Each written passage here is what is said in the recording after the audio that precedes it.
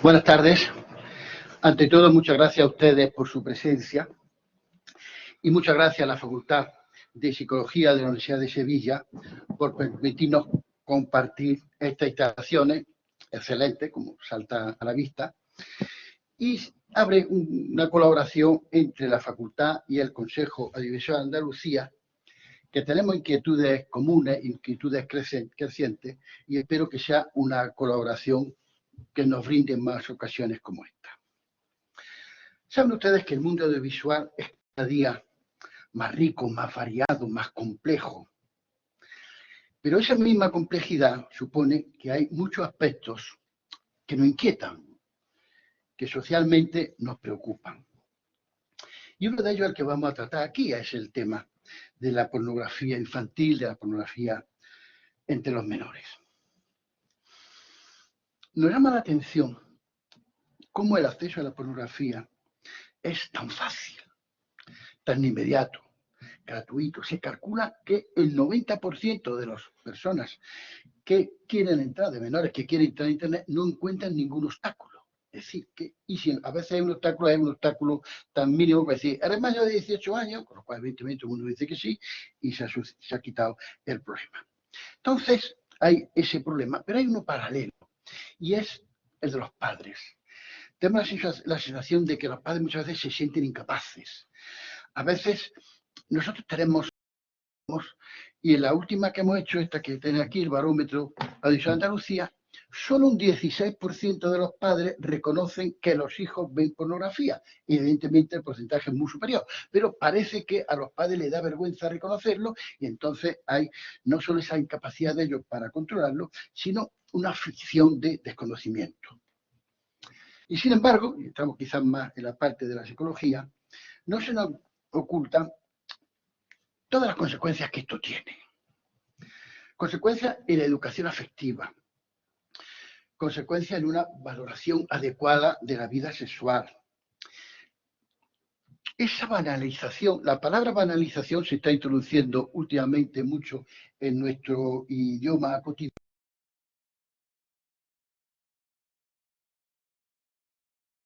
En nuestra sociedad, ¿no? Que no le damos importancia, que nada parece relevante, pues estamos también incluyendo, banalizando temas como la violencia, la adicción al sexo, la cosificación de la mujer. Son problemas que están creciendo, son consecuencias de ese problema que estamos detectando, y además hay muy poca regularización. Es más, yo diría que es un debate que no tiene la suficiente presencia en el seno de la sociedad española. O si la tiene, no la tiene con la profundidad que el problema merece. Y eso es por lo que no ha parecido al Consejo de Audiovisual de Andalucía, y ahí hemos contado con la magnífica colaboración de la Facultad de Psicología, de hacer un acto, plantearnos un coloquio, hablar, ver cómo está el problema, analizarlo con rigor, con conocimiento, y ver qué podemos hacer para que efectivamente en la sociedad española se introduzca ese debate sobre el tema de la pornografía para menores y cómo hacerlo. Nos parece importante. Así que, de nuevo, muchas gracias a ustedes por la asistencia, muchas gracias, vicedecana, por la ayuda de la Facultad de Psicología, y les cedo la palabra.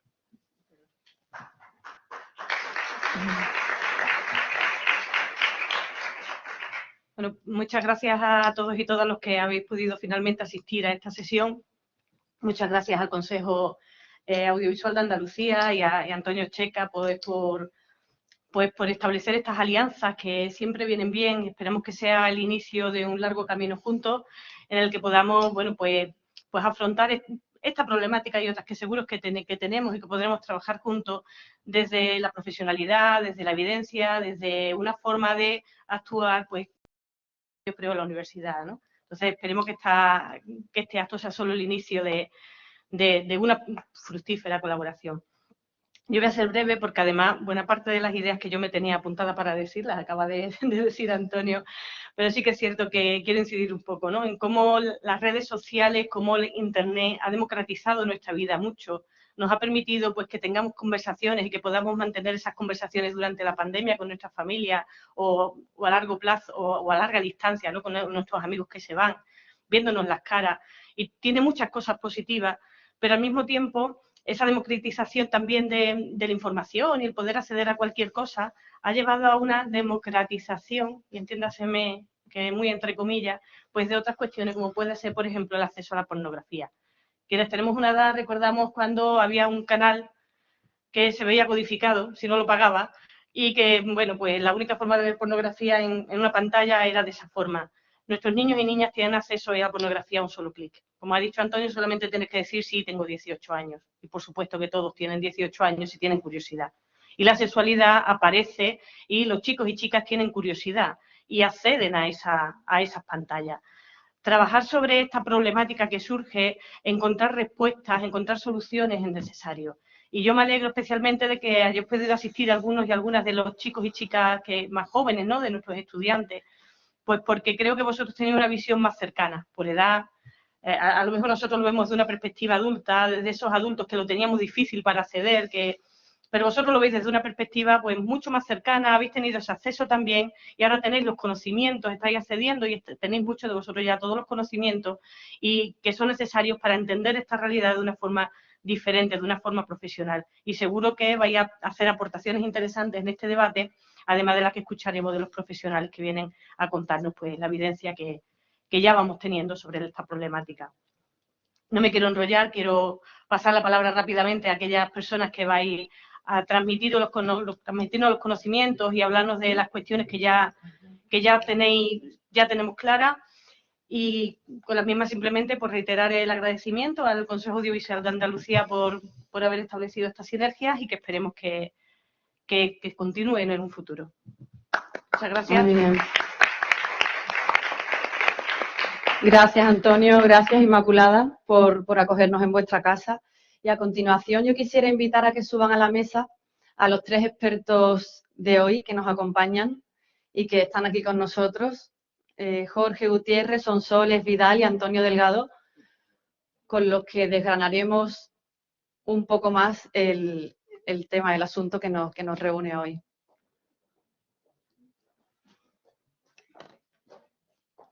Bueno, mientras se acomodan, damos la bienvenida también a todos aquellos que nos siguen a través del canal por streaming.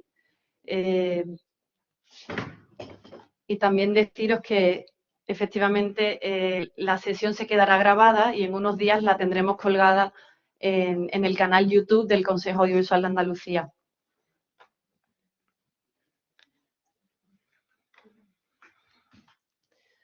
Muy bien.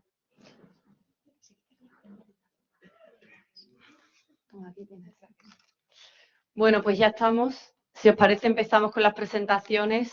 Nos acompaña Jorge Gutiérrez, que es director de la asociación Dale una Vuelta, cuya web www.daleunavuelta.org es de las más visitadas en España en cuanto a prevención y divulgación de la pornografía. Y Jorge es escritor de este libro que recientemente has publicado, La trampa del sexo digital. Yo he tenido la suerte de leerlo y la verdad que desvela muchísimas. Imagino que ahora nos contarás con más detalles, Jorge, sobre tu libro. Nos acompaña también Sonsoles Vidal, que es profesora de Derecho Penal en la Universidad Complutense y abogada en ejercicio, especialista en delincuencia juvenil. Casi nada, Sonsoles. Te vamos a preguntar muchas cosas hoy.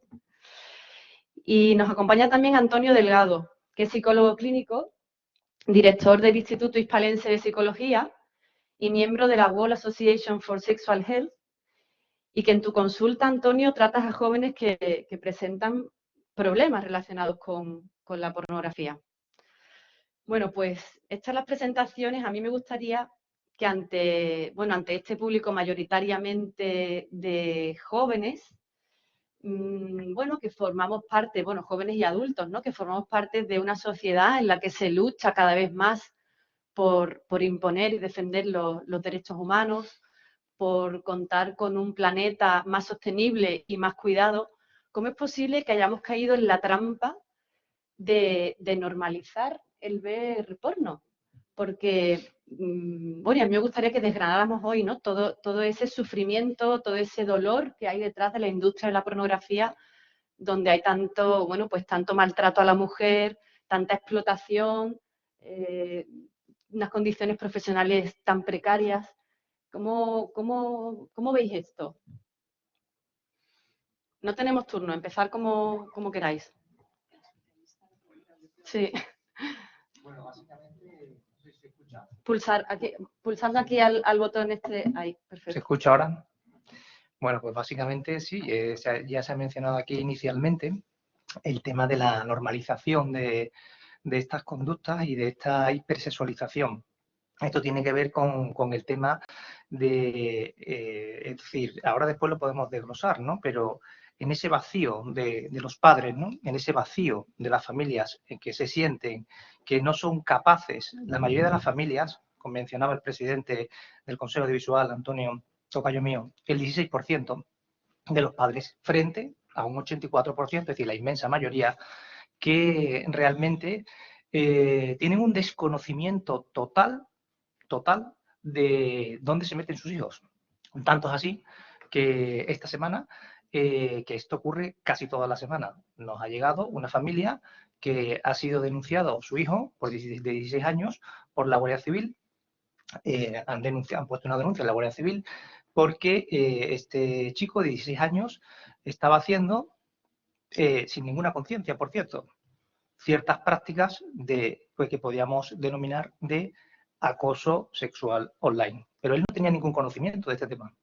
Y los padres, aterrados, ya no solamente porque no saben dónde se meten sus hijos, sino que es que les ha llegado una denuncia sin comerlo ni beberlo, con un miedo terrorífico de esto como es, les coges por sorpresa. Una semana antes, hace 2 semanas, nos llegó otro caso de una familia que igualmente tenía una denuncia en la policía, un niño de 14 años que estaba haciendo prácticas de sexting. Sus padres no tenían ni idea. Y los padres reconocen, además, que ya no solamente en estos temas, sino en la educación sexual amplia, reconocen que ellos no saben cómo enfocar la educación sexual, hablar de estos temas con sus hijos, en su mayoría. Ya no de estos temas, sino en la amplia educación sexual.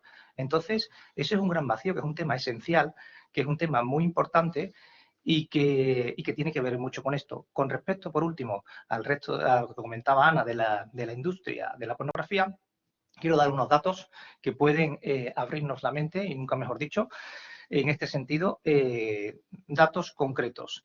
La industria de la pornografía cuenta con mayores visualizaciones que Netflix, Twitter y Amazon en conjunto. Genera más ingresos que la BBC, la ABC y la NBC de forma conjunta. Recibe 13 billones de dólares al año en beneficio, billones con B, no con M. Cada año se gastan 4.000 millones de dólares en vídeos pornográficos en Estados Unidos, más que en fútbol, béisbol y baloncesto. Por cada película que se produce en Hollywood se producen 27 películas pornográficas. 115 millones de visitas diarias. El tráfico de dispositivos es el 77% a través del móvil, 7% a través de tablet y 16% ordenador. 77% el móvil. El móvil es el primero. Las búsquedas de Google de términos como rape porn, y otros similares de pornografía aumentan continuamente en los últimos años. Un dato interesante que luego podemos ver a nivel del efecto manada, etcétera, es que se han disparado los términos relacionados a la hora de búsqueda de pornografía agresiva y violenta e incluso violaciones de tipo sexual, etcétera, que eso lo podemos comentar luego en otro orden de cosas. Bueno, y un último dato es que, bueno, pues desgraciadamente por ese vacío que hay en los padres, la pornografía, más que nos pese, se ha convertido ahora mismo en el método de educación sexual de los niños, los jóvenes. Es una industria de ocio, la pornografía, de primer acercamiento de sexualidad a los jóvenes, aparte de este tema. Por último, un director de pornografía retirado, que ya no tiene nada que perder, no sé cuántos años tiene, 80 años por ahí, decía literalmente, en la industria del porno lo que interesa es que cuanto más enganchados, y utilizaba esta expresión, cuanto más enganchados están, más consume porno la gente y más beneficio y más rendimiento económico. Eso es lo que se busca. Sí, bastante clarificador. Creo que Antonio ya ha agotado prácticamente El debate. el debate. Yo, la verdad es que, bueno, por decir una cosilla más, bueno, primero agradecer, por supuesto, al Consejo Audiovisual de Andalucía y a la facultad este maravilloso salón de actos. Sevilla tiene un color especial, e incluso los días que llueve. Y bueno, los que venimos de Madrid, pues hemos estado con cielos grises desde hace 15 días y seguimos. Te diré que aquí también, ¿eh? Sí.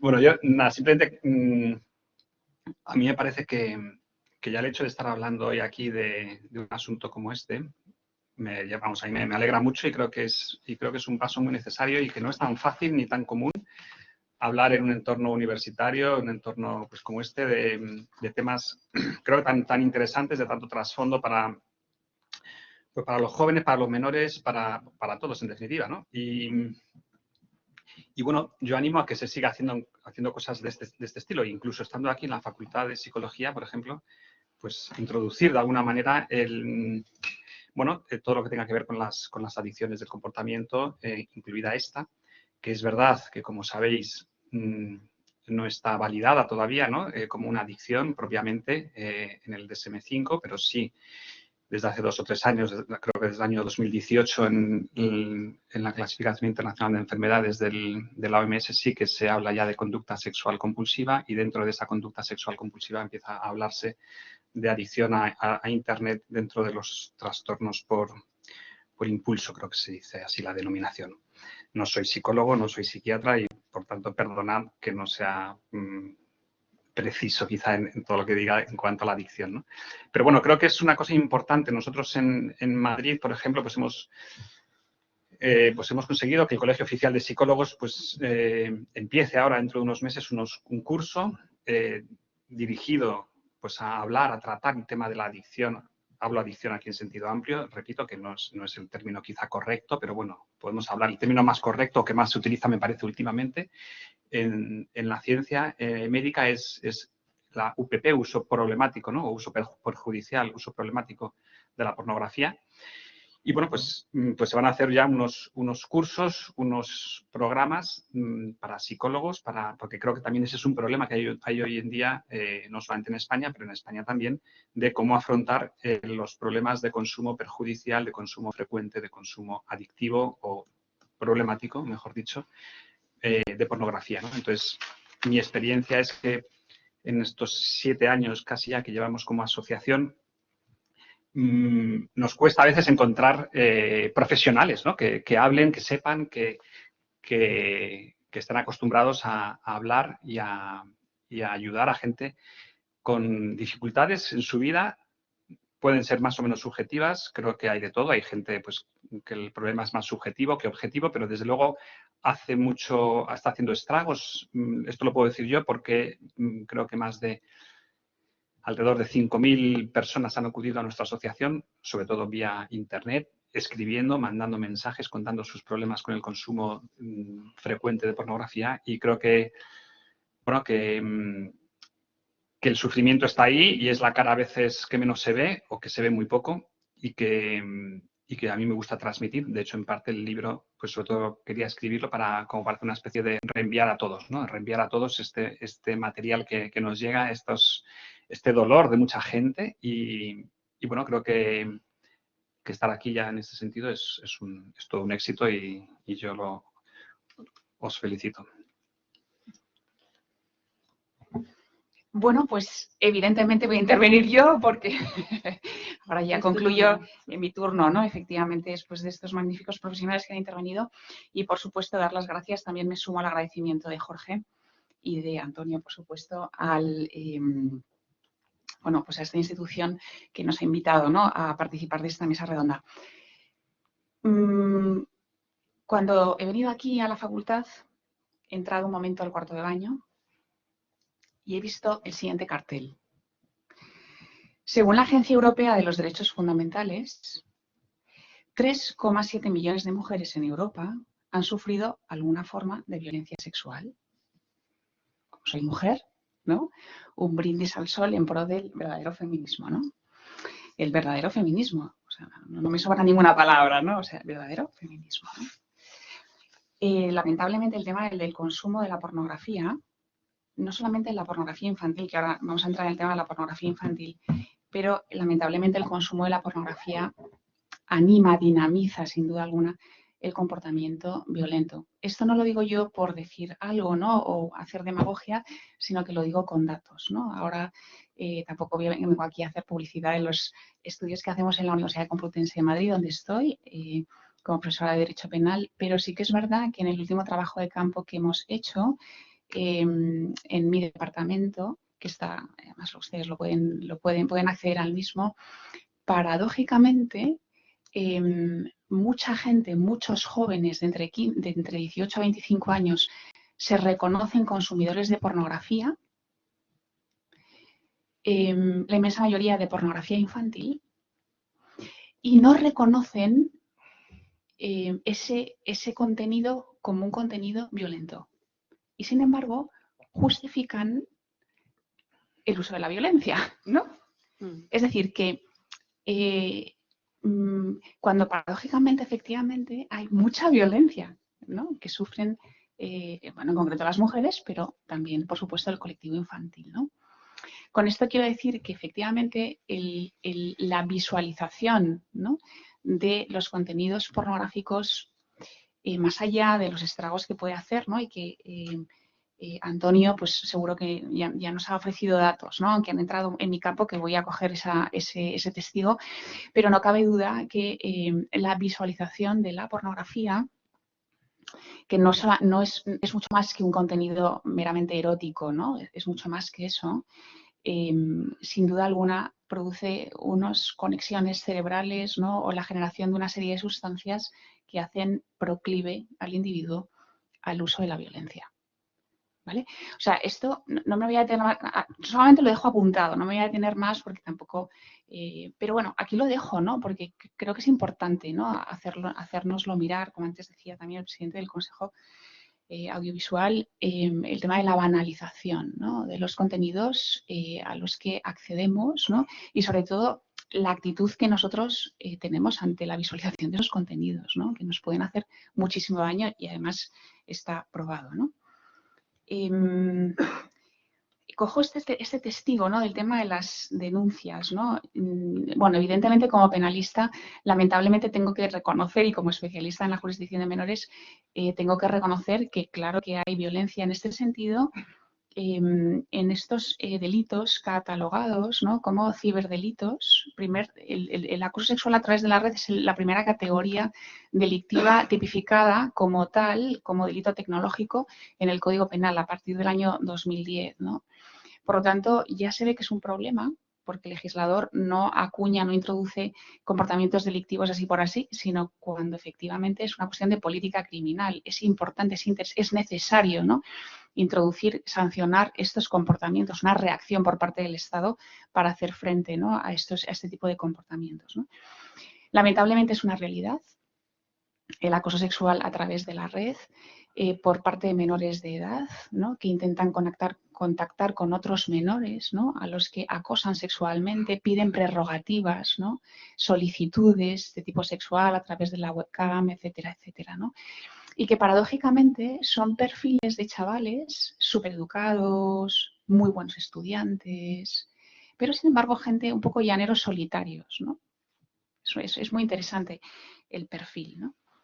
Por lo tanto, hay child grooming, que es esa figura, ¿no?, de acoso sexual a través de la red.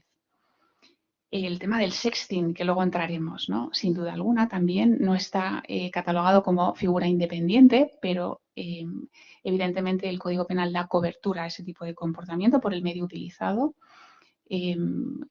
como distribución, ¿no?, de pornografía infantil, ¿no?, que además pone en marcha una cadena de sexting donde todos son responsables, excepto el menor, que se graba o pues en situaciones, ¿no?, o imágenes o vídeos, bueno, pues un poco subidas de tono, ¿no?, hasta el punto de entenderlo como contenido pornográfico, ¿no?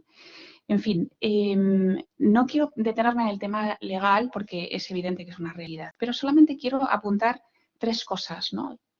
desde mi posición, ¿no?, como letrada y sobre todo como desde esa proyección criminológica que ofrece a día de hoy la adolescencia, ¿no?, o la minoría de edad, los menores, nuestros menores, ¿no? Por un lado, la importancia que tiene la imagen como agente socializador de los más jóvenes, ¿no?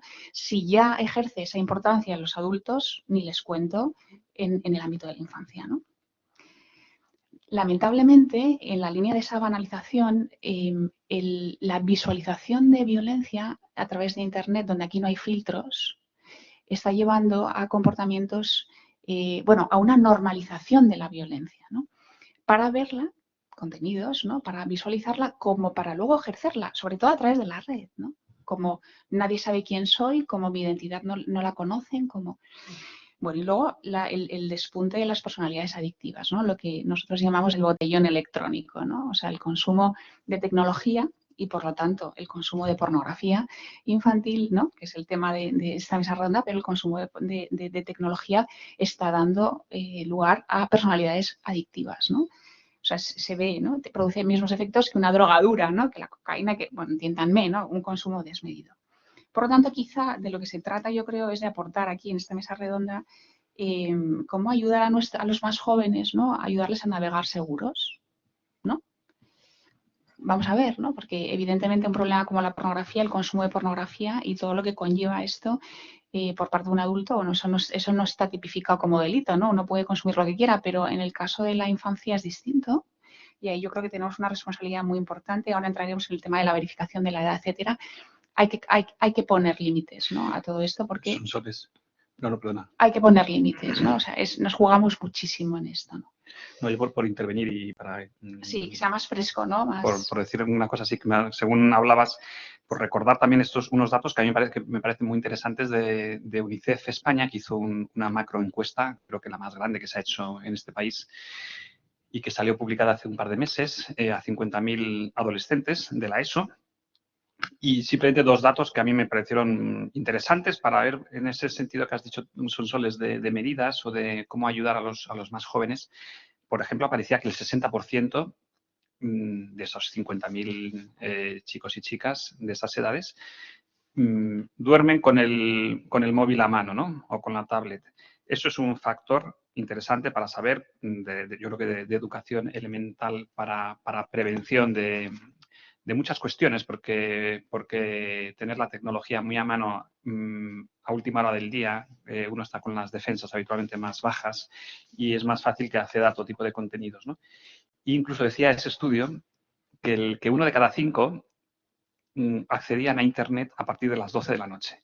Bueno, pues tampoco me parece también muy esclarecedor y bueno, para ver que a veces los problemas no es que se resuelvan todos de una manera, hay miles de formas, pero bueno, se me ocurría porque creo que si ayudamos a este detalle, a mejorar a las familias, a explicar la conveniencia de que el móvil pues no esté las 24 horas a la distancia de la mano de nuestros hijos o de los menores, pues también yo creo que todo eso ayuda. Sí, al hilo de lo que dices, yo me preguntaba, ¿no?, hasta qué punto influye lo que vemos en nuestra vida, en nuestro cerebro, en nuestras relaciones, en nuestra personalidad. Porque igual que en gastronomía se dice que somos lo que comemos, ¿podríamos decir en este tema que somos lo que vemos? Sin duda. Aquí se ha mencionado, creo que ha sido Sonsoles, ha mencionado, ahora cojo yo el testigo, Sonsoles, sí, del tema de que, bueno, que esto funciona como una drogadura. Eso está muy estudiado a nivel neurocerebral de los efectos. Hay una de las zonas más importantes que está estudiada, que queda afectada y que los psicólogos que están aquí conocen esta zona y la estudian o los estudiantes de psicología en neurobiología, en psicobiología, es el núcleo accumbens. El núcleo accumbens, a nivel de lo que son los efectos de la pornografía y a nivel de lo que estaba comentando Sonsoles de una drogadura, el núcleo accumbens es la zona del cerebro que se le llama también centro de placer o centro de recompensa. Es aquella zona del cerebro que produce dopamina cuando estamos contentos, nos sentimos bien, felices, entre comillas, ¿no? Entonces, cuando estamos en una celebración familiar, pasándolo bien, con unos amigos, pasándolo bien, estamos tomando una comida agradable o nuestra comida preferida, con una compañía agradable, unas relaciones sexuales satisfactorias, cuando incluso estamos, esto que conocéis algunos con ese fluir, ¿no? En ese sentimiento de fluir, en un momento que se nos para el tiempo y el espacio, por ejemplo, conociendo algo, ¿no? Cuando, por afán de conocimiento incluso, ahí se está activando el núcleo accumbens y está produciendo dopamina. Bien, ¿qué pasa con el núcleo accumbens a nivel de lo que estamos hablando? Bueno, es decir, por ejemplo, ahora mismo, si hay pues aquí algunos estaréis pues razonablemente bien y otros estaréis encantados con todo lo que se está diciendo aquí, disfrutando y ávidos de conocimiento. En aquellas personas que estéis, pues en ese caso, se está activando el núcleo accumbens ahora mismo y está produciendo dopamina. Dicho de otra forma, cuando os encontréis que estáis disfrutando, el núcleo accumbens está activo y se está produciendo dopamina. Pero es un centro totalmente normal, quiero decir, del cerebro. Sin embargo, el centro de placer, centro de recompensa. Sin embargo, cuando estamos hablando de adicciones, también se está activando el núcleo accumbens. Y adicciones a la cocaína, adicciones a la marihuana, adicciones al alcohol, adicciones al juego, a la ludopatía. Y qué duda cabe, adicción al sexo o adicción a la pornografía, que como bien se ha dicho aquí, clínicamente se le llama uso problemático de la pornografía o bien conducta sexual compulsiva. ¿Qué pasa cuando se da eso? Bueno, pues cuando se da esa situación, la producción de dopamina en el núcleo accumbens es desmesurada. Y una vez que se da esa producción en el núcleo accumbens de dopamina de esa manera desproporcionada, claro, repetidamente, un día tras otro, una semana tras otra, de alguna forma, la regulación del núcleo accumbens, el funcionamiento, nos lo cargamos. ¿Y qué es lo que pasa? Que el núcleo accumbens llega un momento que con esas adicciones, por ejemplo, la adicción a la pornografía o la adicción a la sexualidad, necesita mayor producción de dopamina para obtener la misma satisfacción que obteníamos al principio. ¿Y qué va a pasar consecuentemente? Necesitamos cosas más fuertes, necesitamos otros estímulos y entonces para producir el mismo nivel de dopamina que antes, o sea, el mismo nivel de satisfacción. Necesitamos más dopamina. Entonces, ¿qué va pasando? Va pasando que entonces necesitamos más estimulación e incluso se llega a conectar con otras adicciones. Se busca otras sensaciones. Antonio. Y una insatisfacción vital, sí, un segundito, Jorge, una insatisfacción vital que al final lo que llega a provocar es que la búsqueda de esa satisfacción llega a provocar continuamente insatisfacción, síntomas depresivos y síntomas de ansiedad, que es un círculo vicioso porque cuando me encuentro mal, ¿qué es lo que voy a buscar? Aquella adicción que me hacía sentir bien, que ya hemos visto que se ha convertido en una adicción maquiavélica porque nunca satisface. No, perdona, simplemente que quería leer de los mensajes que nos llegan, es que muchos son en esta línea, ¿no? Que creo que es muy ilustrativo. Por ejemplo, decía uno hace unos días, además, en un mensaje, rara vez veo vídeos completos. Los paso deprisa y luego busco más. Incluso aunque encuentre un vídeo que me guste, casi siempre acabo viendo otro y otro, etcétera. Siempre como a la búsqueda de algo mejor, de la escena perfecta. Creo que esto es muy común cuando uno tiene un consumo habitual o continuo o problemático de pornografía, que nada le satisface, ¿no?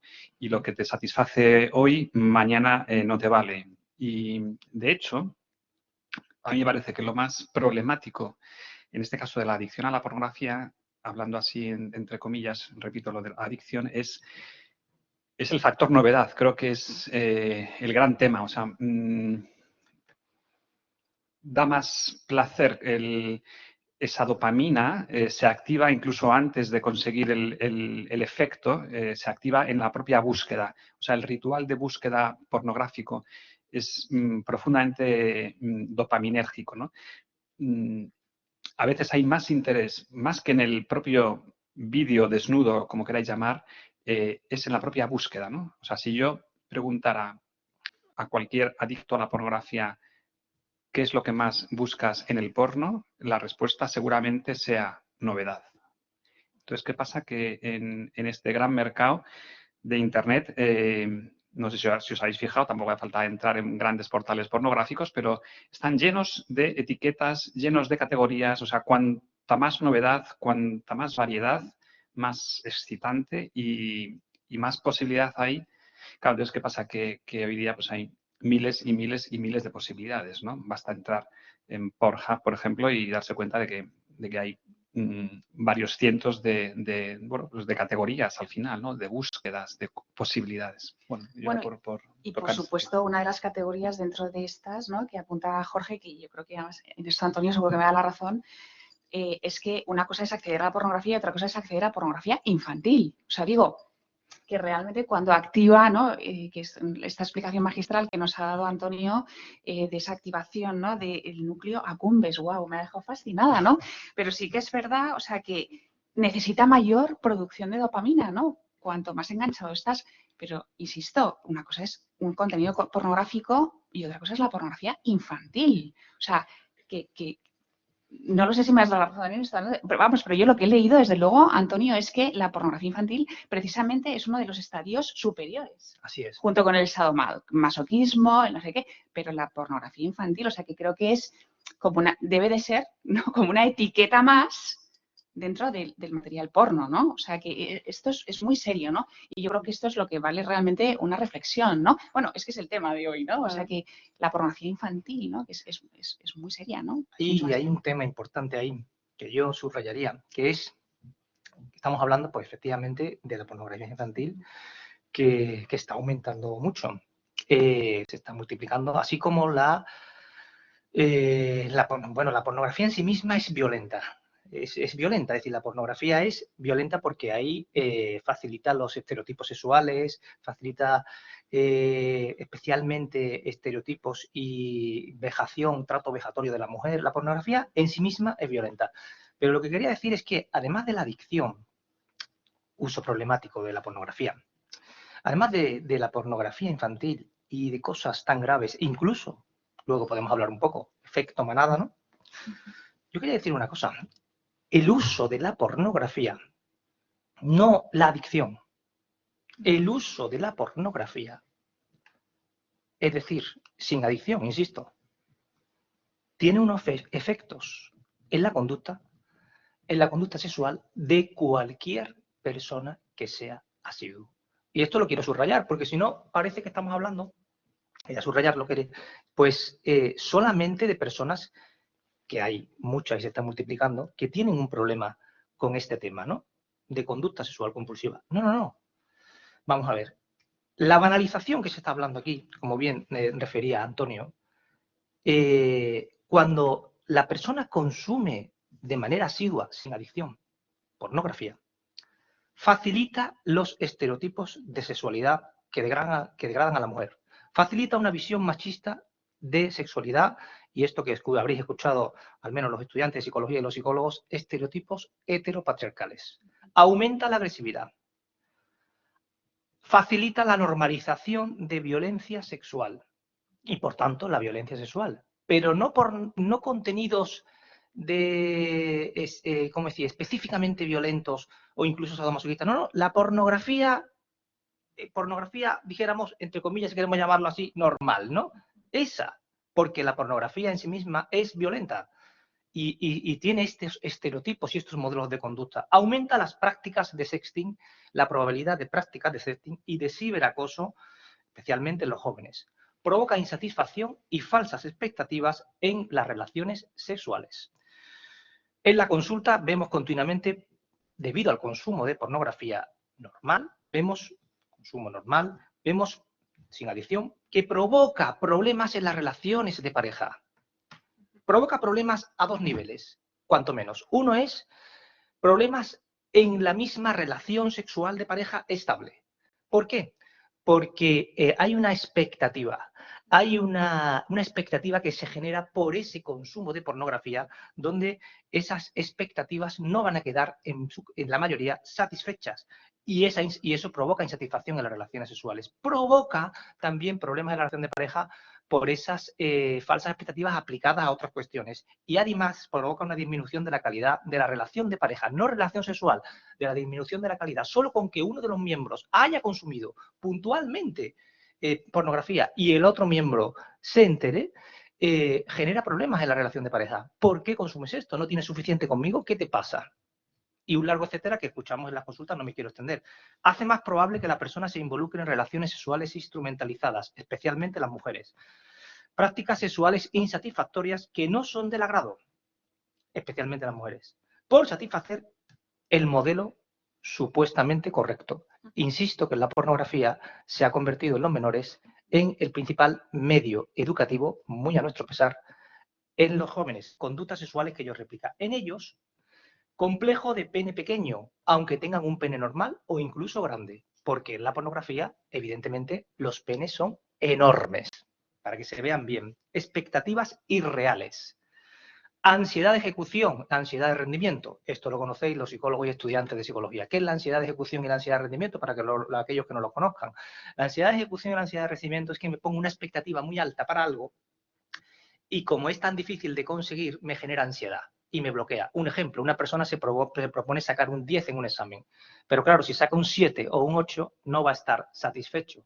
Entonces, solamente ver, enfrentarme al inicio del comienzo del examen, incluso antes de empezar, tengo ansiedad y tengo bloqueo en muchos casos. Eso es ansiedad de ejecución, es decir, no llego a tener esa relación sexual, no la llego a tener, porque a la hora de, sobre todo esto ocurre en ellos, a la hora de ir a empezar la relación sexual, lo que es la erección es ansiedad, la ansiedad es incompatible con la relación sexual. Y esto es uno de los problemas que existen en ellos. Y por último, aumenta las prácticas sexuales de riesgo y la probabilidad de contraer enfermedades sexuales, de transmisión sexual.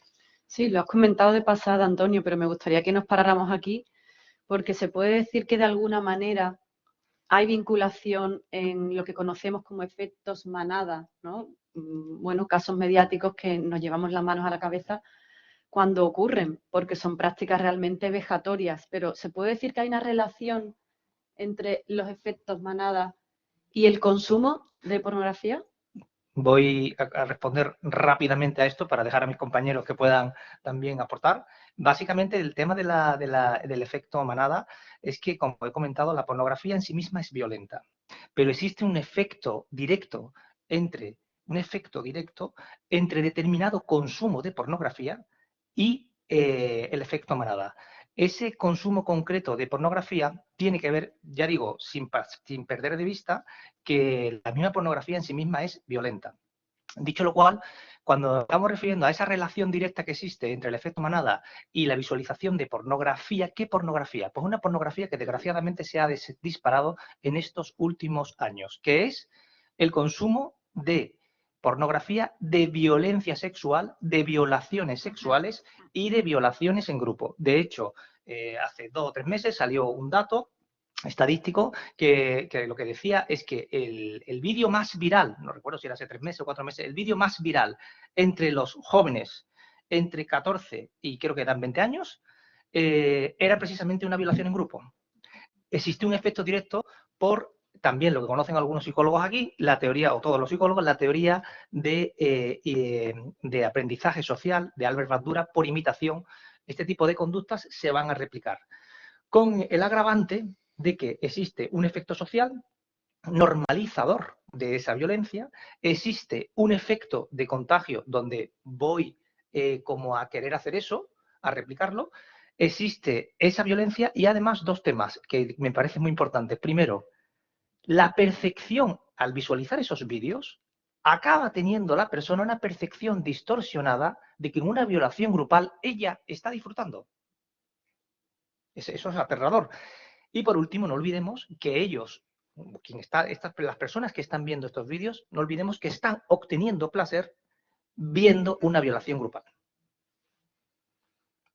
Yo fíjate, Ana, una de las cosas que suelo hacer cuando tengo un chaval en el despacho por algún asunto relacionado con violencia sexual, siempre le pregunto, evidentemente no delante de sus padres, sino en esa entrevista que tengo con él o con ella, ¿no? Pero siempre les pregunto, ¿consumes pornografía? La respuesta es sí.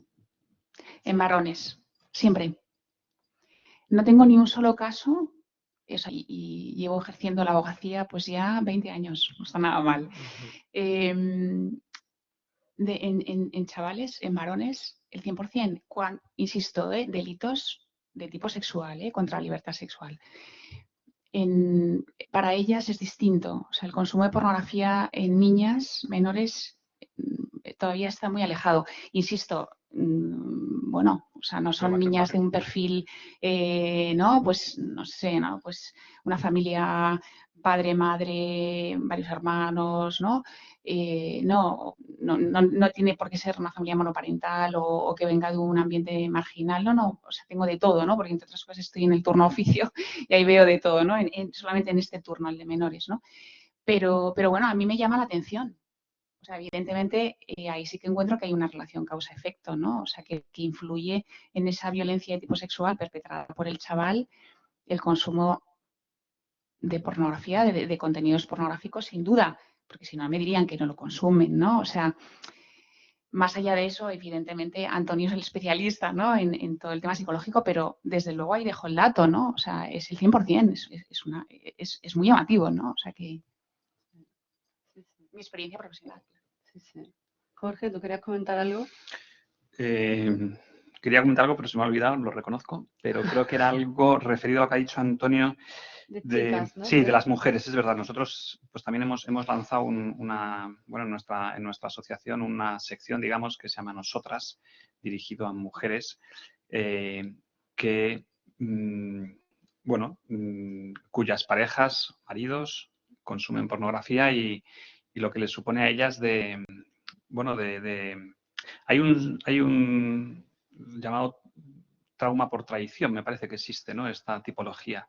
Pues parece que tiene algo parecido o sufren a veces algo parecido mujeres que descubren que sus parejas consumen pornografía y lo que bueno, y los efectos que tienen en ellas, ¿no? Pues eso, de baja autoestima, de incomunicación, de desconfianza, de ira, de sentimiento, bueno, pues eso, de traición a veces, ¿no? Creo que el consumo de pornografía por parte de varones el hombre no le da tanta importancia y la mujer lo considera muchas veces como algo mucho más grave, ¿no? Y entonces veíamos que también ahí había un espacio y una necesidad de ayudar o de transmitir o de aconsejar, de acompañar, de dar soluciones. Y entonces también por eso quisimos crear en la web, dar una vuelta, pues una parte de, bueno, pues eso, de recursos y de un foro, en fin, y una posibilidad también de un material que tenemos ahí a disposición. Y bueno, pues no es que se acerquen miles de mujeres a ese foro a dejar sus comentarios, pero bueno, ha habido ya varios testimonios interesantes de lo que supone para ellas muchas veces descubrir que su marido, su pareja, su compañero, en fin, consuman pornografía, ¿no? Bueno, por comentar este punto. Sí, llegados a este punto, a mí me gustaría traer a colación un ingrediente y es el ingrediente pantallas, porque sin ser la pornografía algo nuevo, es cierto que en el siglo XXI pues, se ha desarrollado con toda su fuerza y eso en buena parte es a causa de Internet y de las redes sociales. Bueno, que en su ADN tienen el efecto de las 3A, ¿no? Son asequibles, son accesibles y son anónimas. Yo me considero fan de las redes sociales, o sea, me encantan, por lo que tienen de educativas, por lo que nos ayudan a estar conectados, nos comunicamos a través de ellas, encontramos inspiración, aprendemos, pero claro, siempre que se les dé un buen uso. Y aquí se me viene a la cabeza la palabra sexting, que ya ha salido. Claro, el sexting, esto en el último estudio del que tú hablabas, Jorge, que lanzó UNICEF, bueno, pues es alarmante, ¿no? La cifra de mensajes, de audio, de vídeo, de fotografías que los jóvenes intercambian con contenido sensual y sexual, de manera gratuita y sin ser conscientes que en el momento que tú subes una fotografía a un servidor, le pierdes la pista. O sea, ya tú no controlas a la red, sino que la red más bien te controla a ti y todo el riesgo que hay de extorsión, de amenaza y de chantaje, ¿no? ¿Cómo veis esta relación, pantallas y pornografía? Bueno, Pues pues una relación directísima. Yo comentaba un dato, ¿no? Que es que el 77% de los jóvenes accede a pornografía por el móvil, ¿no?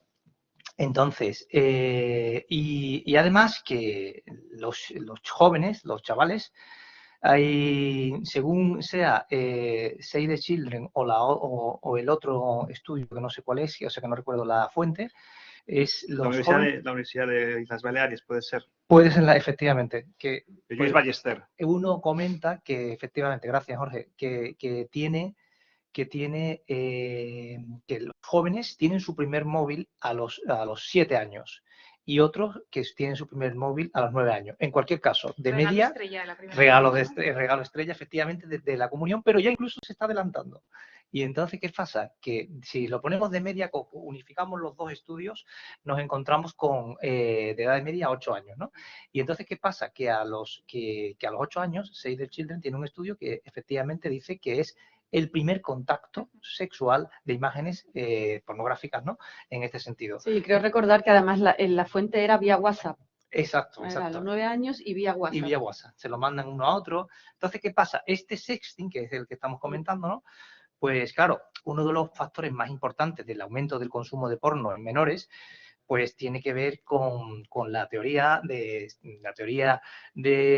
psicológica de la disposición y control de estímulos, la teoría de aprendizaje, fácil acceso y disponibilidad inmediata de contenidos pornográficos que, como bien decía también Antonio, y creo que también lo comentaba Sonsoles, pues la facilidad de ¿tiene 18 años? Sí, y tan fácil, ¿no? Que cuando también se comentaba aquí, ¿no? Que efectivamente la vicerrectora lo comentaba, que es que cuando nosotros teníamos 12 o 14 años era imposible, ¿no? Acceder a contenido pornográfico, ¿no? Es decir, tenía, por ejemplo, ir a un kiosco a comprar una revista pornográfica, pues te daba una vergüenza que no veas, ¿no? Aparte de que no tenía 18 años. En todo caso, podías aparentar 18 años a los 16 y si eras un poquito más. Entonces, y luego acceder a contenido sexual por medio de la televisión, pues tenía que ser a unas altas horas, o sea, era muy complicado. Entonces, el tema del sexting, las personas que hacen y consumen más sexting tienen más, desde mi campo, ¿no? Desde la psicología, tienen más tendencia a la impulsividad, tienen más problemas de autocontrol, recurren más al sexo pagado, son los que más recurren. Tienen más tendencia a tener más parejas sexuales y a no tener compromiso ni buscar parejas estables. Tienen más prácticas de conductas sexuales de riesgo y tienen más riesgo de contraer enfermedades de transmisión sexual en cuanto al sexting. Sí, yo en esto del sexting, la verdad que lo primero que quiero señalar es que, en primer lugar, la adolescencia en sí, y además estoy hablando a psicólogos, ¿no? Bueno, yo creo que, a ver, la adolescencia es proclive a explorar, ¿no? Están en formación, es una etapa evolutiva que está en búsqueda, ¿no? Entonces, lo triste es lo que antes apuntábamos, ¿no? O sea, que precisamente porque son menores de edad, si en casa no tienen, ¿no? No han hablado con sus padres de educación afectivo-sexual o, evidentemente, la cantidad de inputs a través de las redes, ¿no? Pues es una pena que los que ilustran, ¿no? O sea, la cuidadora tecnológica en este caso se convierte en la educadora afectivo-sexual digital, ¿no? Entonces esa es la pena, ¿no? Pero bueno, no cabe duda que, bueno, pues efectivamente el acceso de adolescentes, de menores, ¿no? A esos contenidos a través de la red, pues yo creo que va en la etapa evolutiva en la que están, ¿no? Pues explorar, las curiosidades, ¿no? Pues van buscando la información que a lo mejor no reciben en casa, con lo cual, moraleja, que esto nos hablará luego Jorge, pues el tema de los padres, ¿no? Importante, que estén mucho más implicados, que se adelanten, se anticipen, ¿no? A los contenidos digitales, ¿no? Hombre, yo creo que sí que es cierto, ¿no? Que los smartphones, ¿no? Que el 77%, ¿no? Del consumo de pornografía a través de los móviles, ¿no? Con los menores con 8 o 9 años ya han visualizado a esas edades contenido pornográfico. Hombre, yo creo que aquí el problema no es que lo busquen. Tiene que ser muy precoz un chaval de 8 o 9 años para buscar ya pornografía, ¿no? Sino que se encuentran con ello, ¿no? Con lo cual yo creo que aquí también es importante cómo protegemos a nuestros menores, ¿no? Realmente qué herramientas, qué medios, qué instrumentos ofrece la ley, por ejemplo, o las instituciones públicas, ¿no? Pues para amparar en este sentido, ¿no? Pues la educación, ¿no? y proteger a nuestros menores, ¿no? Que al fin y al cabo la legislación infantil y juvenil va por ahí, ¿no? O sea, el interés superior del menor, ¿no? Son soles. El 80, un inciso solamente, el 80% de los menores, 8, 9, 10 años, que es muy alto, su primer contacto es inintencional, involuntario, por lo que estabas Esto es, o sea, comentando. se encuentran con ese contenido, ¿no? Y luego, más allá de esto, evidentemente, tema legal, ¿no? Y tema penal, bueno, el sexting es un delito, algo que la gente no sabe, ¿no? Y que los menores tampoco saben. Es decir, que cuando están jugueteando porque quedan con su gente, con sus amigos, el fin de semana, con el móvil, grabo, tal, ¿no? O sea, estamos acostumbrados quizá a que suban a la red contenidos violentos porque le están pegando a alguien, ¿verdad? Ha salido en la prensa, en los medios de comunicación. Pero el problema es lo que ellos hacen, ¿no? Se graban en posiciones tal y ahí voy a jugar y jugueteo y se lo mando a mi ex, ¿no? Y, o sea, te dicen, no, niñas, es que se lo mando a mi ex, una niña de 13 años, pero vamos a ver, o sea, ¿cómo que tu ex, ¿no? O sea, es increíble. Y sin embargo, el poner en marcha esa cadena y el difundir, el distribuir ese material es un delito y eso no lo saben, ¿no? Un delito de distribución de pornografía infantil, porque son imágenes que se han grabado ellos jugando y resulta que eso es material pornográfico, ¿no? Distribución de contenido, ¿no? Corrupción de menores, o sea, relación de sexo. Es decir, que la práctica del sexting es muy seria, ¿no? Por supuesto, ni les cuento, claro, si son adultos, ¿no? Pero es que hay menores imputados en la Fiscalía de Menores de la Comunidad de Madrid, por supuesto, que es donde yo vivo, por este tipo de delito, ¿no? Y eso la gente no lo sabe. Y los menores no lo saben. Hay que contárselo también a ellos, ¿no? Sí, hay un factor también que es compartir con un desconocido. Por supuesto. Porque, claro, tú apuntabas antes al perfil de un adolescente. Ahí entra en juego la ingenuidad con la que se enfrentan ante las redes y piensan que tener 1000 amigos o 1000 seguidores en Instagram significa que tienen 1000 amigos para salir a la calle a darse una vuelta y eso pues difiere bastante de la realidad. ¿Conoces algún caso que puedas contarnos de, bueno, pues de inicio, ¿no? Jugueteando, como tú utilizabas, ¿no? Antes de esta palabra. Por supuesto, casos conozco unos cuantos, pero quizá hay un caso que es muy mediático, que aunque quizás se aparta un pelín del tema de la pornografía infantil, pero me parece que ilustra mucho respecto de lo que ha apuntado Ana, el impacto de la tecnología, ¿no? En los menores, y entonces les lleva efectivamente a grabar y a fabricar este tipo de material pornográfico. Pero bueno, en cuanto a el tema de Marta del Castillo, lo traigo aquí a colación porque estoy en Sevilla, ¿no? Que a ustedes, por supuesto, que no les resulta nada ajeno. O sea, realmente el asesinato de Marta del Castillo, aquella relación que esta niña mantuvo con Miguel Carcaño empieza por aquí, empieza por las redes. Por una red social que en ese momento estaba en auge, ahora ya está cerrada, me parece que es desde el año 2019 se cerró, que es Twenty. Entonces, el problema es que antes apuntaba el presidente del Consejo Audiovisual un dato muy interesante y es que solamente el 13% de los padres reconocen que sus hijos, el 16%, reconocen que sus hijos acceden a contenidos pornográficos, ¿no? Claro, es que los padres no conocen a sus hijos cuando entran en la aldea global de Internet, que es como estar en la plaza pública. Y eso es lo que le pasó a Marta del Castillo. O sea, Marta mantuvo una relación con Miguel Carcaño a través de Twenty, que cuando el padre accedió a la cuenta personal de Marta, dijo, no reconozco a mi hija. Esta no es mi hija, Marta. Marta era distinta. Era una niña dulce, inocente, ingenua, muy familiar, nos preguntaba todo.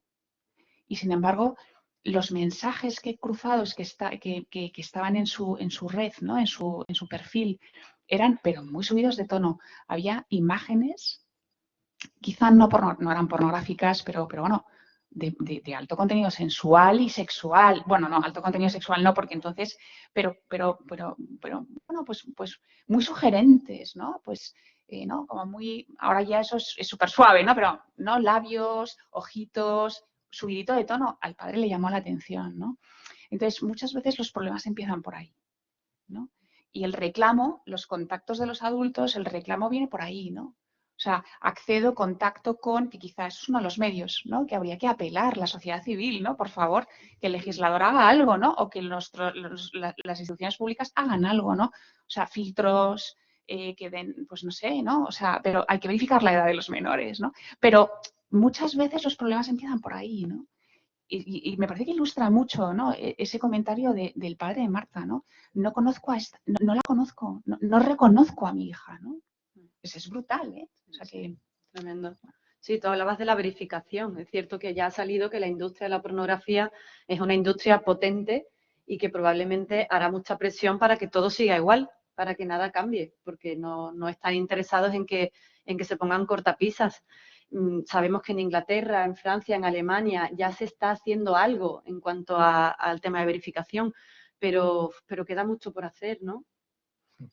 En Sí, concreto quizá, en España. Quizá desde el punto de vista normativo, en España, pues lamentablemente es verdad que hay prácticas, hay medios, hay medios de protección, pues eso, ¿no? Pues plataformas como Instagram, YouTube, TikTok, por ejemplo. A mí me parece que para empezar hay un problema y es la unificación de la edad. Es decir, que lo que no vale es que YouTube te permita acceder a partir de los 16 años y luego Instagram a partir de los 12. Es decir, que me parece que también habría que unificar criterios, ¿no? También es cierto que a otros niveles normativos, pues, ¿no? Pues las menores pueden abortar sin el consentimiento de sus padres con 16 años, pero luego resulta que a los 12 años pueden ser ya oídos para decir con quién viven, si con su padre o con su madre, y luego, no sé, ¿no? Pues a partir de los 14 puede ser penalmente responsable, ¿no? Es decir, que yo creo que habría que mantener, en primer lugar, unificar los criterios de la edad, ¿no? Pero sí que es cierto que más allá de pues la emisión de contenidos pornográficos no en abierto, ¿no? O en horarios que no sean infantiles, ¿no? Pues sí, efectivamente son limitaciones, pero el problema es que a través de la red nos falta muchísimo en España, o sea, no tenemos esos filtros, ¿no? El control parental famoso, que los que seáis padres, ¿no? De la gente que estamos aquí, ¿no? Bien, bueno, funciona, pero si es a petición propia, no por defecto. No por defecto, ¿no? O, evidentemente, ¿cómo verificamos la edad del menor? Porque que también es un delito, ¿eh? Suplantar la identidad, pero díselo tú eso a tu infante, ¿no? Al adolescente que no tiene pavo, tiene una granja de pavos en su vida, ¿no? Entonces, dile tú que sea sincero a la hora de decir, pues no, entonces dirá que tiene 18 años, ¿no? ¿Y quién controla eso? Es verdad que, por ejemplo, Instagram, ¿no? O YouTube y también TikTok, ¿no? Bueno, pues ahora está prohibido el contacto de personas adultas identificadas como tal con menores de edad. No lo pueden hacer, o sea, les prohíbe la plataforma, o sea, no les da acceso, ¿no? Pues se aconseja, son consejos, ¿no? Mensajería, perfiles privados, ¿no? O, pues no sé, ¿no? Distribución de vídeos, pues eso, privados, ¿no? Con gente que esté en tu lista de contactos, pero son sugerencias, o sea, tampoco me parece que se puede demonizar, ¿eh? O sea, en absoluto a las plataformas pero bueno, nos queda muchísimo, ¿no? O sea, no hay nada, pues evidentemente para acceder a contenidos pornográficos, ¿no? Pues lo ideal sería que te dejen entrar si das una cuenta corriente, ¿no? Por ejemplo, me parece que puede ser una limitación, ¿no? También es verdad que hay menores que se saben la cuenta corriente de su padre porque es lo que les permite pagar un juego que le han pedido a su padre con lo cual ahí ya tendríamos otro problema, ¿no? Es decir, que realmente no hay un control más allá de que tú lo pidas, ¿no? Pero no por defecto, que eso es lo que sí que ha hecho Inglaterra, ¿no? O lo que ha hecho Francia, ¿no? Pues a través del sistema clave, ¿no? Como el símil es el clave en España, ¿no? Ellos el France Telecom o...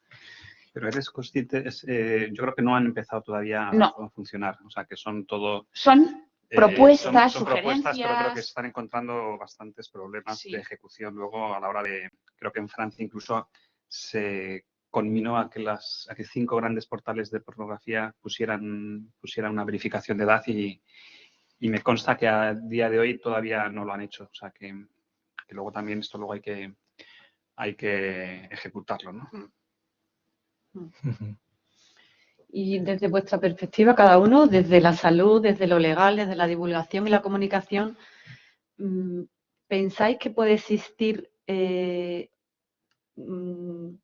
pues digamos, una visualización de porno seguro? O sea, ¿se puede dar, digamos, visualizar pornografía como una alternativa de ocio? Yo te diría, vamos, no sé si... Sí, cada uno desde vuestro terreno, desde vuestro ámbito. Yo suelo decir que un poco de porno es mucho o que un poco de porno puede ser demasiado en el sentido de que nunca sabes dónde está el límite, nunca sabes cuándo puedes controlar.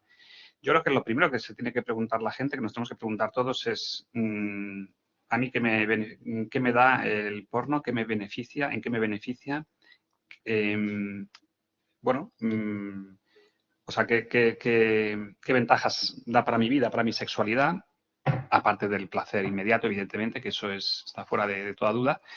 Y empezar por ahí, ¿no? Y creo que cualquier debate o cualquier, por lo menos mi experiencia con la cantidad de personas que he conocido y que cuentan sus experiencias negativas, es verdad, la gente que se dirige a nosotros nos cuenta sus experiencias negativas, no las positivas. Pero bueno, creo que en general es muy difícil calibrar dónde están los límites, porque qué es mucho, qué es poco. A veces basta una imagen o un vídeo porno para que te quedes enganchado. A veces no es tanto una cuestión de cantidad ni de frecuencia, sino de para qué consumes. Muchas veces se consume por una herida emocional, muchas veces se consume como vía de escape para regular las emociones. Entonces, bueno, hay que ver también hay distintas consecuencias, depende de la edad, depende de tu historia personal, o sea que creo que tampoco se puede, en este caso tampoco se puede banalizar o se puede decir una respuesta cerrada, ¿no? Pero creo que precisamente por esos interrogantes, esas variables, a mí me gusta decir que ojo, porque como cualquier proceso adictivo, y desde luego el porno tiene todos los elementos para ser, para ser más o menos adictivo, nunca sabes cuándo puede acabar y a dónde te puede llevar, ¿no? A veces me preguntan, bueno, ¿y cuál es la edad de comienzo y tal, según vuestros estudios? Mira, pues eso, hay estudios para todo, y es más, en este tema es muy difícil estudiar el consumo de pornografía porque hay todo tipo de sesgos. Nadie sabe en primer lugar qué significa para él pornografía, o hay distintas concepciones, distintas definiciones, también por puro sesgo de un tema muy personal, muy íntimo. Entonces, también en este campo, creo que cualquier estudio tiene resultados a veces más o menos diferentes, ¿no? Pero se me ha ido la idea que iba a decir. Consumo saludable, ¿no? Sí, pero eso, que propiamente consumo moderado, consumo saludable, creo que es un engaño, y creo que es muy difícil pues por lo menos de animar a ese tipo de consumo, porque la experiencia nos muestra que es muy escalable y que es fácil que te afecte de una manera o de otra, ¿no? Como ha dicho antes, hace un rato Antonio, ¿no? Bueno, yo he hablado antes del uso adictivo y he hablado del uso normal, que incluso un uso, entre comillas, normal, pues provoca estereotipos, una visión machista de la sexualidad, aumenta la violencia, todo lo que he explicado antes, la baja tolerancia, o sea, aumenta la tolerancia al acoso sexual, etcétera, etcétera. Dicho lo cual, si partimos si lo que buscamos es una sexualidad saludable, enriquecedora, entendida la sexualidad dentro del conjunto de la persona, con todo lo que supone la sexualidad en su dimensión más amplia, de placer, de disfrute, a todos los niveles, ¿no? De esa parte también afectiva. Dicho lo cual, vamos a ver, en una comunidad autónoma salió una guía para ver porno seguro. Pues yo personalmente, desde mi punto de vista, yo no entiendo lo que es porno seguro. Yo entendería en todo caso lo que es sexo seguro. Pero yo porno seguro no lo entiendo. Y no lo entiendo desde el punto de vista que como si dijéramos un consumo de cocaína seguro. Yo no lo entiendo personalmente. Entonces, la pornografía es violenta. No hace falta que sean violencia sexual o violencia grupal o violaciones. Es violenta. Da un trato vejatorio hacia la mujer, la pone como objeto y es decir, da unos modelos de conductas sexuales totalmente disfuncionales. Y por otra parte, en toda la pornografía hay una desvinculación de la sexualidad con respecto a la afectividad. Por eso no puedo entender el porno seguro. Podría entenderlo desde la perspectiva de un mundo feliz. de Aldous Huxley, libro al que me remito, donde teóricamente todo el mundo es feliz porque todo el mundo puede estar sexualmente con todo el mundo. Está recomendado, de hecho. Pero está prohibido las relaciones de pareja estables. Las relaciones en este mundo feliz, ¿no? Las relaciones auténticas de pareja, las relaciones de confianza, están prohibidas. Pero bueno, puedes ser feliz estando con uno y con otra, con una y con otro y con quien quieras, ¿no? Y en este libro, aquellos que lo hayáis leído, y si no, pues os animo a leerlo, que es un análisis filosófico, antropológico, sociológico de la sociedad. ¿Cuál es el título, Antonio? Un mundo feliz. Un clásico, un clásico. Aldous Huxley, un clásico, exactamente. Os lo recomiendo. Bueno, pues en este libro, que aparece esto, es decir, que es un análisis, como digo, psicológico, filosófico, sociológico, antropológico, pues desde esa perspectiva lo puedo entender. En el sentido, ¿a qué me refiero?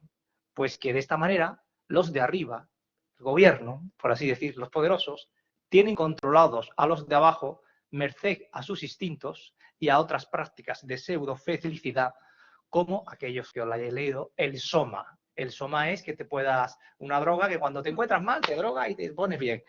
Y desde esta perspectiva, es decir, donde se anula el pensamiento y la reflexión crítica, podría entenderlo. Aunque yo no comparto esta perspectiva. Pero bueno, es la de Un mundo feliz. Os animo a leerlo.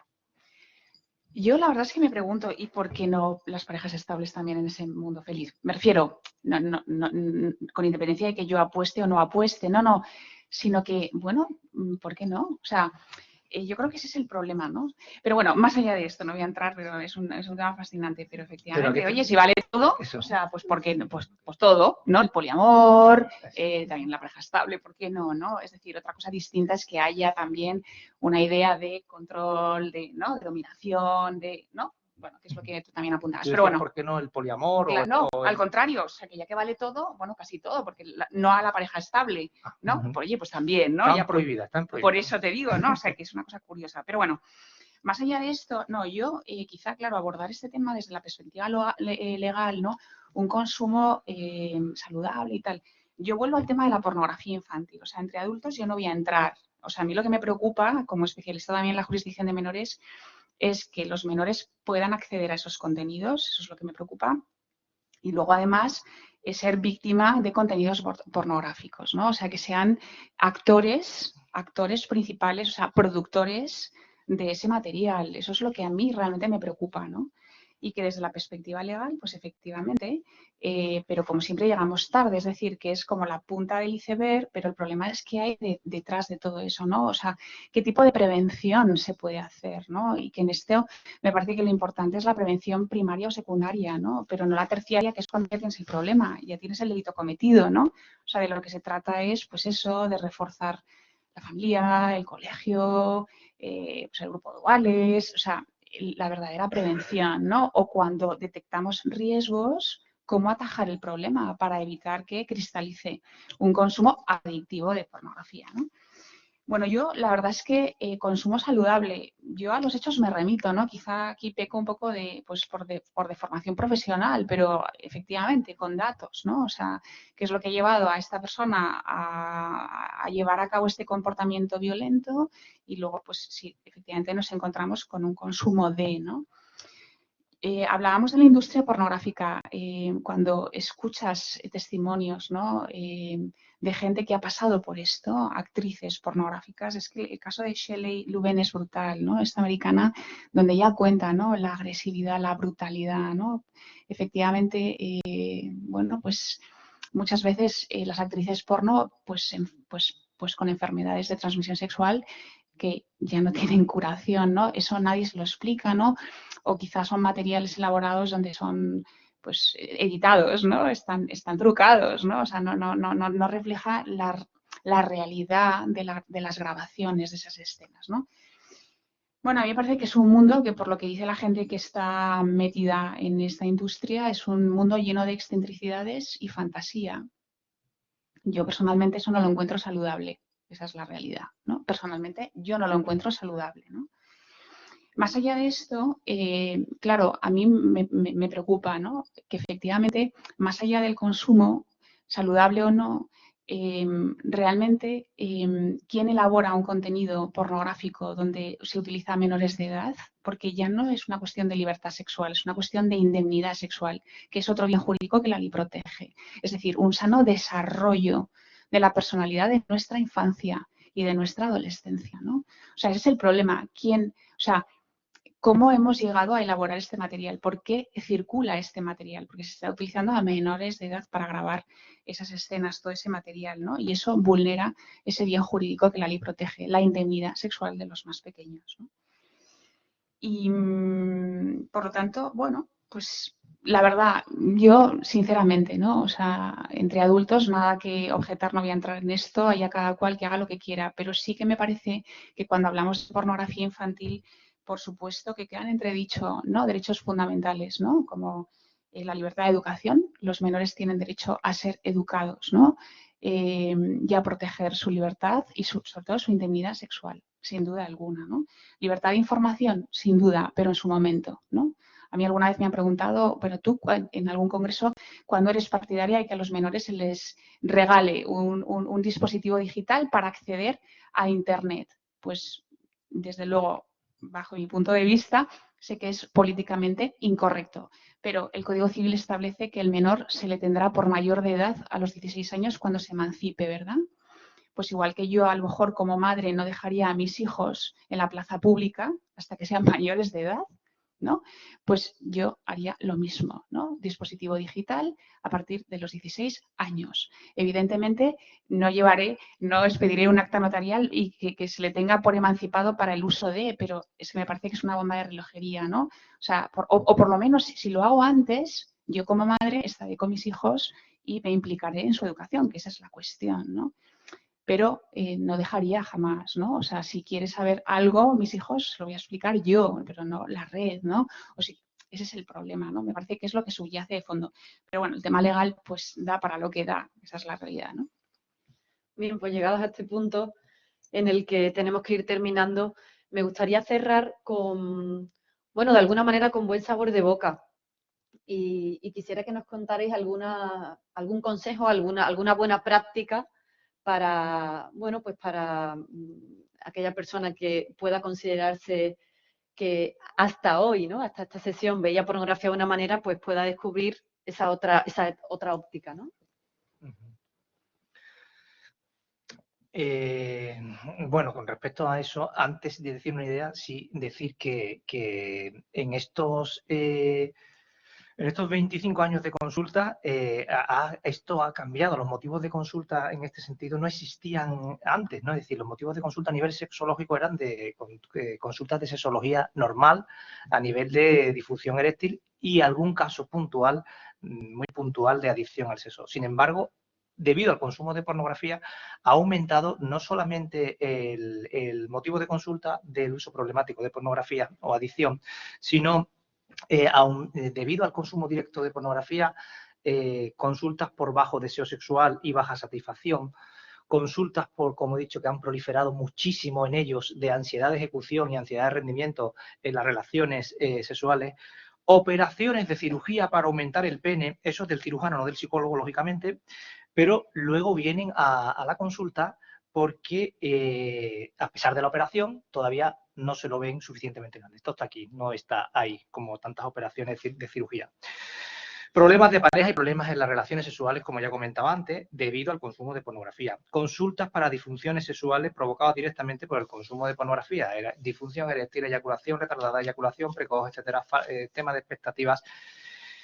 Y, por otra parte, el miedo a comenzar, es curioso, miedo a comenzar una relación de pareja por no satisfacer adecuadamente, por la expectativa irreal del consumo de porno. Es decir, a diferencia de la ejecución, de la ansiedad de ejecución o ansiedad de rendimiento, donde sí hay una relación sexual, pero luego en esa relación sexual se bloquea, le provoca ansiedad, en este caso, ni siquiera hacen el intento de tener relaciones de pareja por, así decir, por el complejo que le supone. No voy a ser capaz de satisfacer eso. Y las consultas de uso problemático de adicción. Dicho de esto, como bien decía Ana, para un buen sabor de boca, Vamos a ver, es decir, que lógicamente no hay recetas mágicas, ¿no? Pero yo diría que la clave fundamental, al igual que cuando comentabas, cuando preguntabas, Ana, sobre el tema del uso o no uso de porno seguro, ¿no? Fomentar una sexualidad saludable.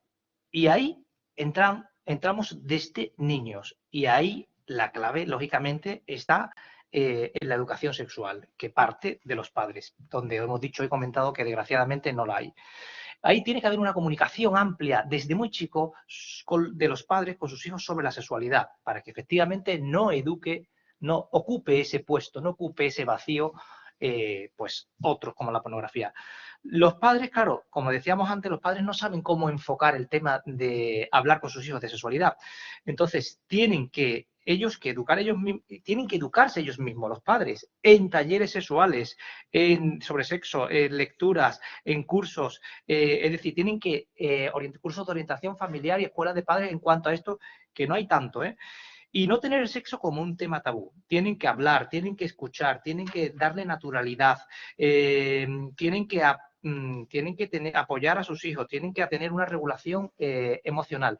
Y muy importante, lógicamente, es que les enseñen a sus hijos el buen uso del móvil, las redes, internet. Eso es fundamental, porque como decíamos antes, los padres, yo comentaba al principio que los padres tienen un desconocimiento total de dónde se meten sus hijos, hasta el punto que les coge por sorpresa estas denuncias que hayamos dicho, ¿no? Y estas situaciones, ¿no? Que les cogen totalmente por sorpresa.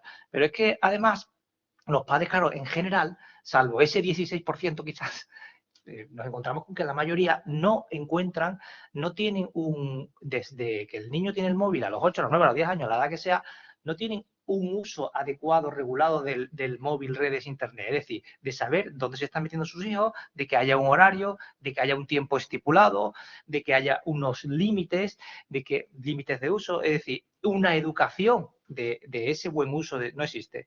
Una mayor concienciación social de este tema, de esa educación sexual por medio de los medios de comunicación, como está haciendo, o como está haciendo el Consejo Audiovisual aquí hoy, ¿no?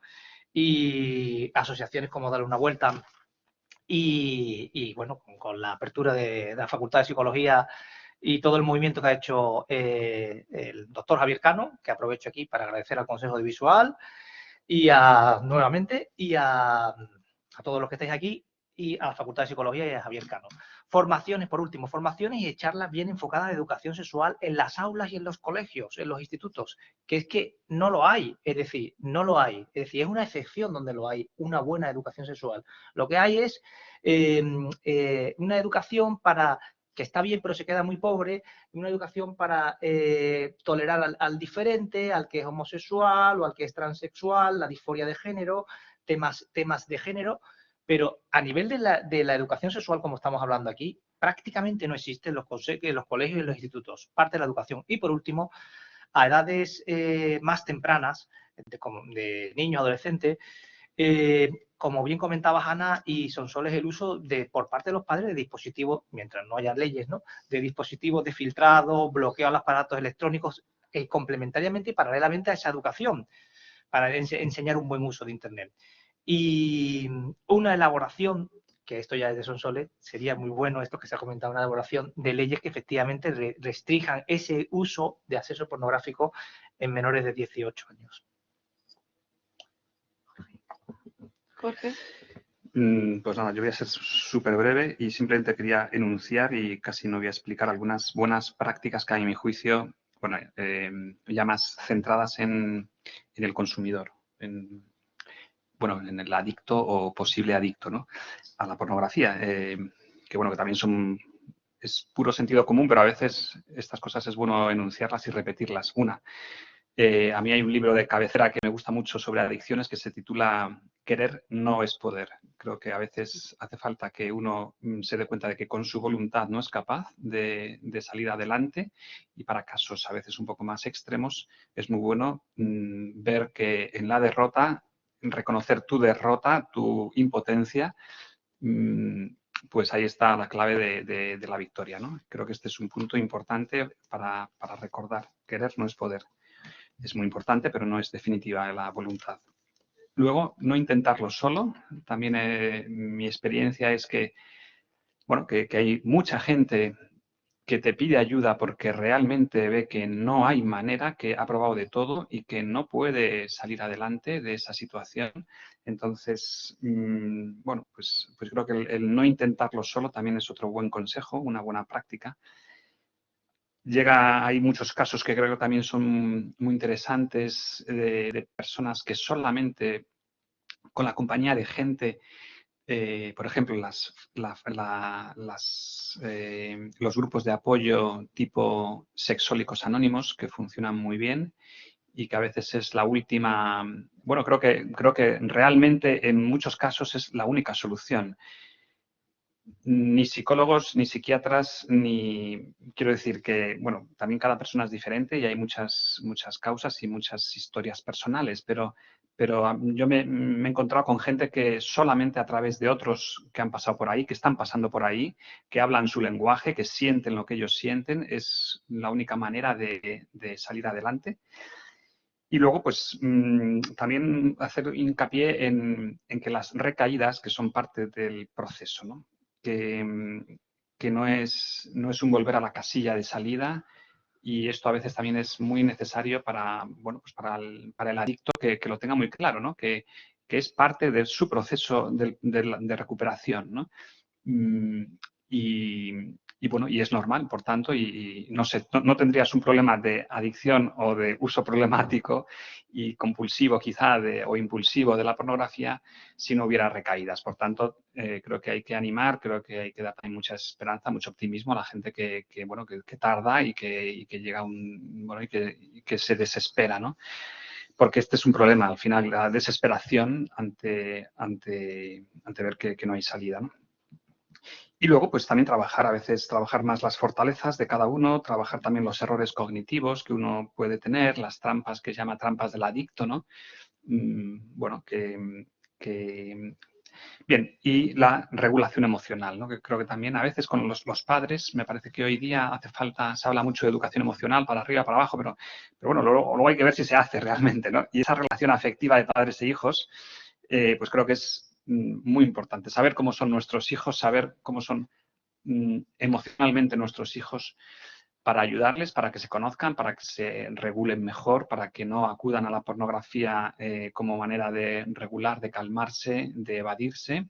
Y bueno, el otro día escuché una cosa que me pareció muy pequeña, pero muy interesante y muy aplicable, que es una madre que decía, mira, lo importante, yo lo que intento hacer con mis hijos o con alguno de mis hijos todas las noches es que me cuenten una cosa buena que les ha pasado en el día y una cosa mala.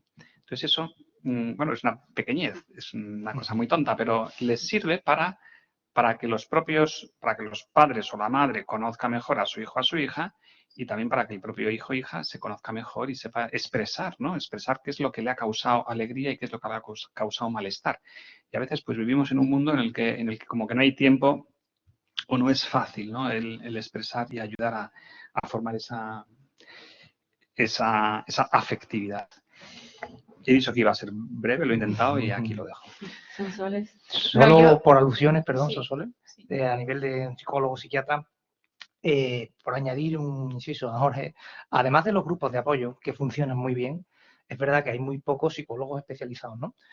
Pero claro, tengo que decir que hay algunos psicólogos que sí estamos especializados y que además estamos en la Asociación Mundial de Salud Sexual y que la psicoterapia también funciona. Es verdad que hay muy pocos psicólogos especialistas, pero los hay. Conocerás, imagino, tengo mucho contacto con Carlos Chiclana, con Alejandro Villena, y son también especialistas en estos temas, ¿no? La psicoterapia, al igual que los grupos de apoyo, funciona muy bien y hay veces que hay que hacer las dos cosas. Y en la psicoterapia lo que se aborda es fundamentalmente pues, a lo que le falta a las personas que han desarrollado esta adicción, que es autocontrol, regulación emocional, temas de autoestima, insatisfacción vital. Muchos de ellos también tienen problemas de habilidades sociales. Y los que no lo tienen acaban introvertiéndose, por así decir, dicho malamente, y acaban, es decir, aquellos que a lo mejor eran más sociables, llega un momento en que ya tienen su micromundo, ¿no?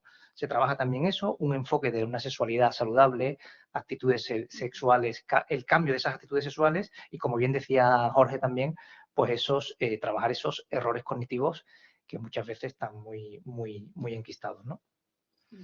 Quizá para concluir el tema legal, ¿no? Es como el pato feo, ¿no? Decir algo positivo, buen sabor de boca, pues yo haría hincapié, ¿no? Evidentemente en la prevención, porque piensen ustedes que a mí me llega ya el problema, ¿no? Ya hay delito ya, ¿no? Ya hay violencia.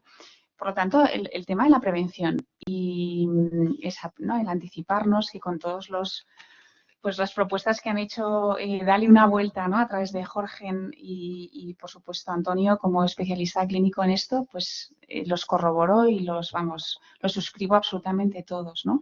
Por lo tanto, la prevención. Pero sí que creo que en esto, cogiendo el mensaje de Ana, se puede, algo positivo, buen sabor de boca, por mi experiencia como abogada en penal, ¿no? Cuando ya el delito se ha cometido, se puede salir, ¿no? Por supuesto que se puede salir, ¿no? Quizás los casos más patológicos, ¿no? Pues son los de child grooming, ¿no? Donde efectivamente son perfiles de adolescentes que ahora ha hecho una radiografía perfecta Antonio, ¿no? De los problemillas que plantea, ¿no? Gente que busca en la pornografía una vía de escape, en el consumo de la pornografía una vía de escape. Bueno, pues fortalecer, ¿no? Todas esas carencias, ¿no? Y ya está, para intentar evitar que cristalice ese tipo de comportamientos, ¿no? Se puede salir, claro que se puede salir, ¿no? Con una buena prevención y, por supuesto, los padres pues muy pendientes, un control parental potente, reforzado, ¿no? Y hay que estar muy al loro, ¿no? Como dice la gente joven, hay que estar muy al loro. Bueno, pues antes de pasar al tiempo de preguntas, vamos a ver un breve vídeo que creo que es bastante ilustrativo, un vídeo que quiere compartir con nosotros la plataforma Dale una vuelta y bueno, que tiene detrás un mensaje de testimonio, ¿no? Sí, a ver, es un vídeo, no es una producción de Hollywood ni mucho menos, es muy sencillo, simplemente es, bueno, es un ejemplo de de un paciente en psicoterapia que, bueno, que tenía problemas de consumo de pornografía y al final, pues, una de las herramientas que utilizan los psicólogos, que utilizáis los psicólogos, de las miles de herramientas, pues una de ellas, al menos en este campo, era escribir una carta de despedida a la pornografía, ¿no? Cuando estés convencido, cuando estés motivado, cuando estés seguro de que quieres dejarla, ¿por qué no te paras y escribes una carta? Querida pornografía, y das los motivos de por qué realmente quieres abandonarla para siempre. Y entonces, pues, a veces utiliza este sistema que es muy sencillito. Pero bueno, a mí me han llegado varias de esas cartas, también porque lo hemos promovido o lo dimos como posibilidad en un webinar para salir del porno el año pasado y entonces dijimos eso y hubo varios que nos escribieron una carta ya convencidos de que querían dejar la pornografía atrás. Y este es un ejemplo, pues, un caso real de un bueno, no tan chaval, pero bueno, debía tener sus 20, 22 años, que ya después de convencerse escribió esa carta y, bueno, pues se lee una voz en off con unas imágenes de fondo y ya está, son 3 minutos de vídeo, por acabar con algo audiovisual. Estamos en el Consejo Audiovisual.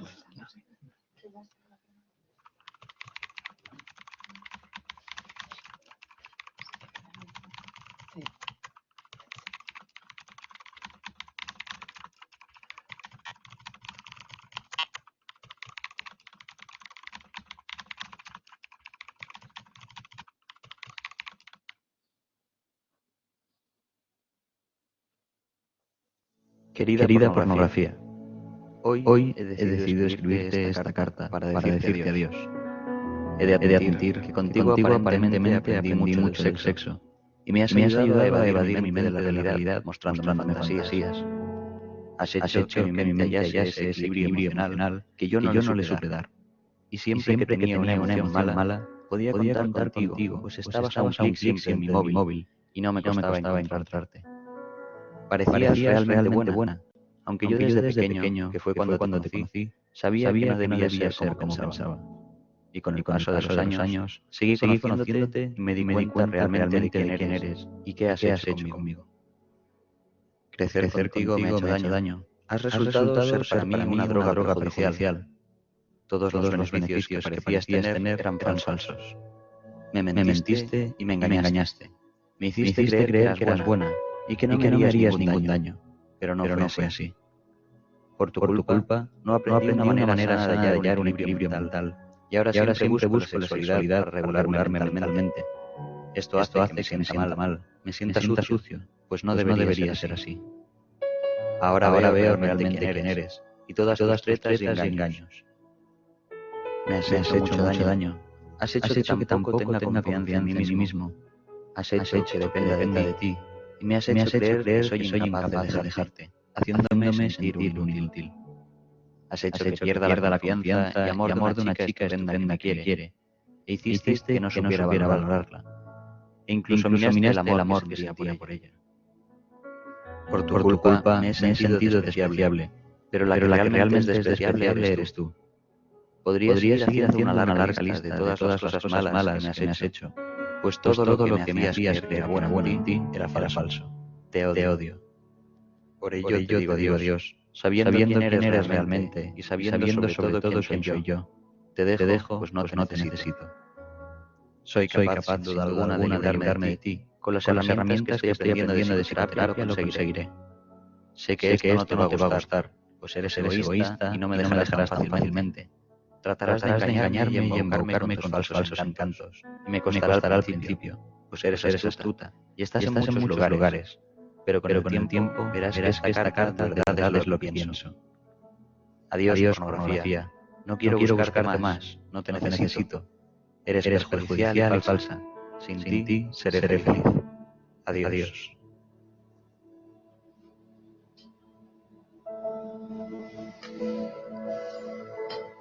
Bueno, creo que merece un aplauso. Bueno, pues si os parece, abrimos un turno de preguntas. No sé si tenéis por aquí alguna consulta, aprovechando que tenemos a los expertos unos minutos más. Por aquí, sí.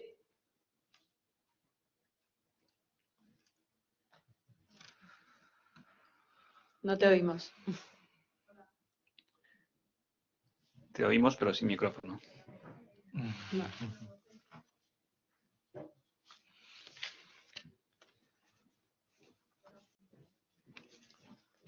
Por aquí te traen otro.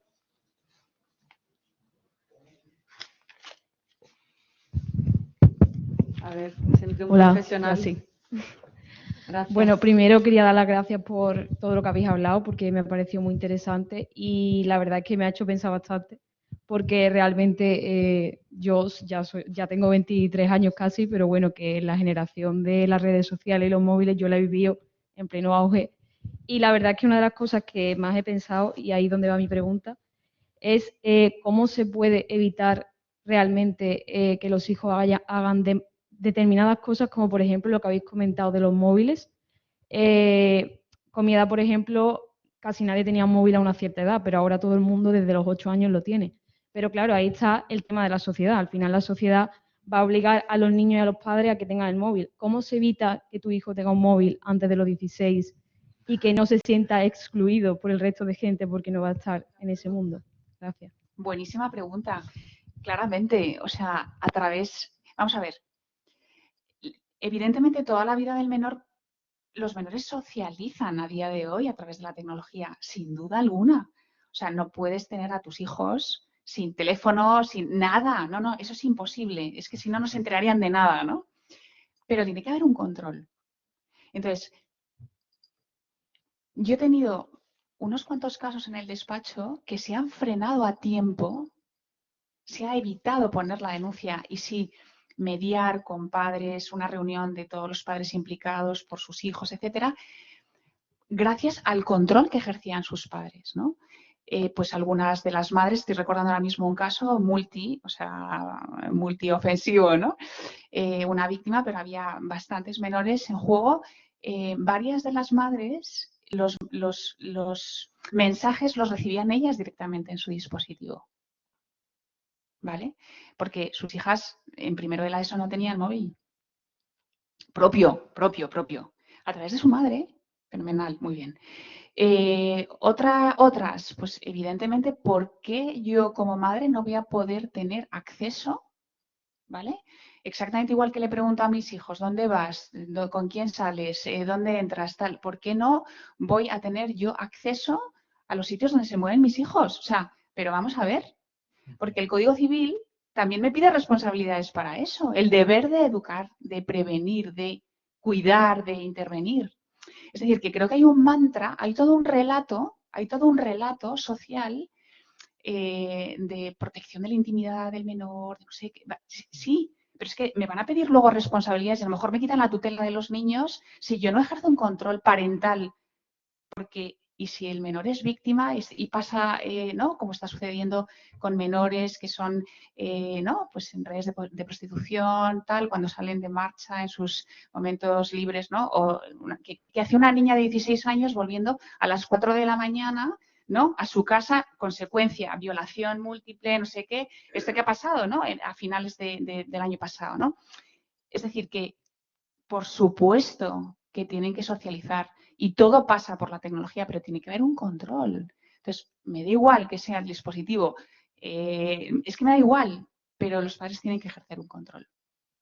Pero es que creo que es de sentido común. O sea, de verdad creo que hay todo un relato social y luego vienen los problemas, claro. Ah, es que hemos recibido una denuncia por abuso sexual, ya, pero ¿qué ha pasado? No, pues que fue en verano, que tal, que, bueno, con unas amiguitas, que no sé qué, sí, porque es que al parecer hubo algo más que, ¿no? Pero niños de 14, 12, ¿qué es lo que pasa aquí, no? ¿Y a qué contenidos accedes, no? Cuando estás con el chaval. ¿Ves este tipo de contenidos? Sí. ¿Lo saben tus padres? No. ¿No? Evidentemente, ¿no? Pero tendrá que haber un control, algo. O usted dejaría a sus hijos allí en la plaza pública, ¿no? Que es adiós, adiós. ¿A que no? Tiene que haber un control. Entonces, el mensaje no es no dispositivos, no, en absoluto. Sería estar al margen de la realidad. Pero si eso no puede ser así, habrá que ejercer un control, ¿no? Digo yo. No sé.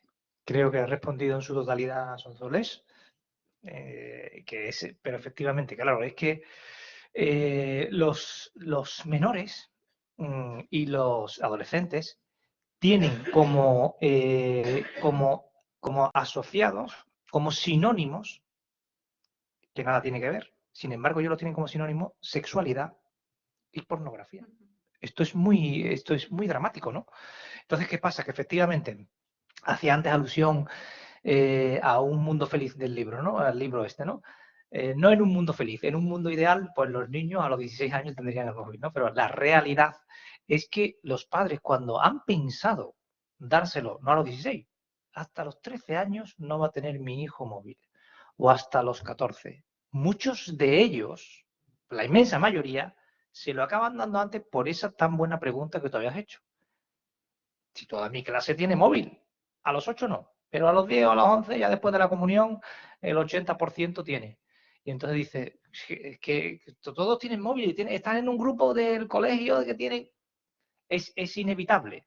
Entonces, como bien ha explicado Sonsoles, ¿no? Pues la clave está en ese control, en esa gestión que tiene que incluir esa educación sexual, pero en cuanto al tema de los móviles, tiene que haber un uso limitado, tiene que haber un horario, tiene que haber una regulación, tiene que haber un tiempo límite adaptado a la edad, que no es lo mismo 10 años que 15 años, ¿no?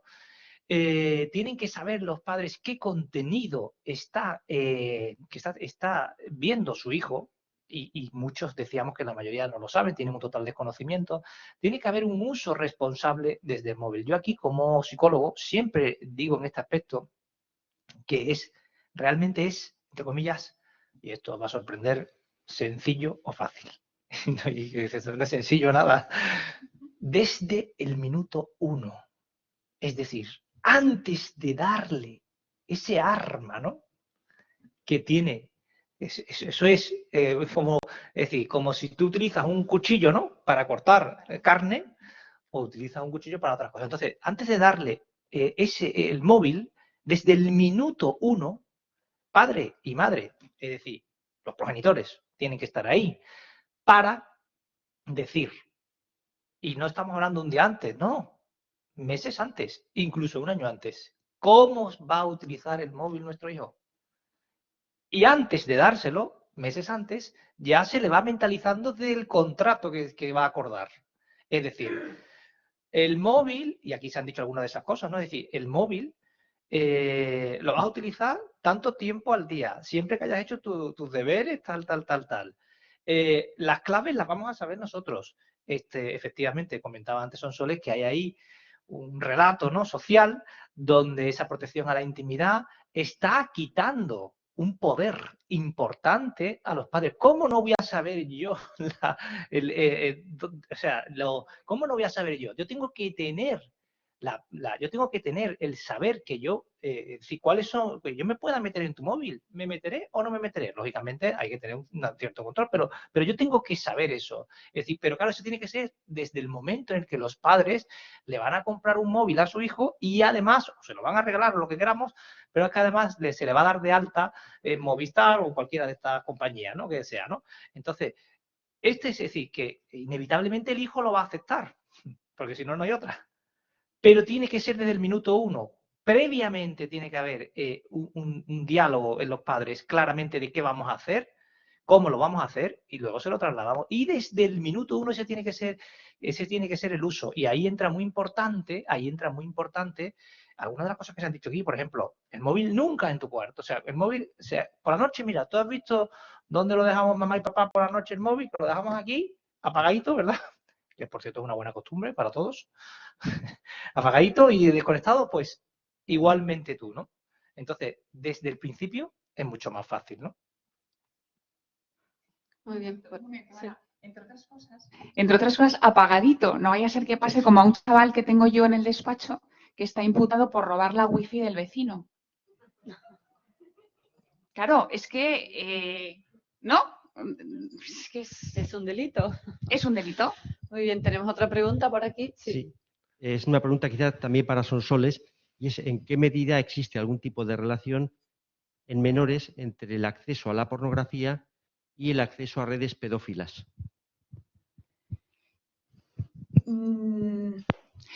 Ahora, la verdad es que no tengo una evidencia científica con datos, ¿vale?, exhaustiva, pero mi experiencia es que realmente no es así, salvo casos muy puntuales. Yo tenía en concreto 2 de chavales que han estado imputados por child grooming, acoso sexual a través de la red, y efectivamente es que tenían verdadera obsesión, poniéndose, o sea, bueno, esto es una obsesión, no lo digo en sentido peyorativo, sino quizá aquí tendría que entrar el psicólogo clínico para decirnos, esto es en concreto técnicamente, ¿no? Que efectivamente, o sea, es que estaban ávidos de consumir pornografía infantil, ¿no?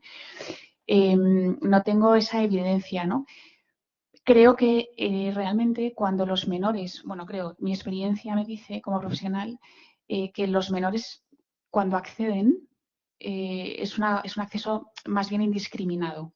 No buscan en concreto páginas, sitios, no.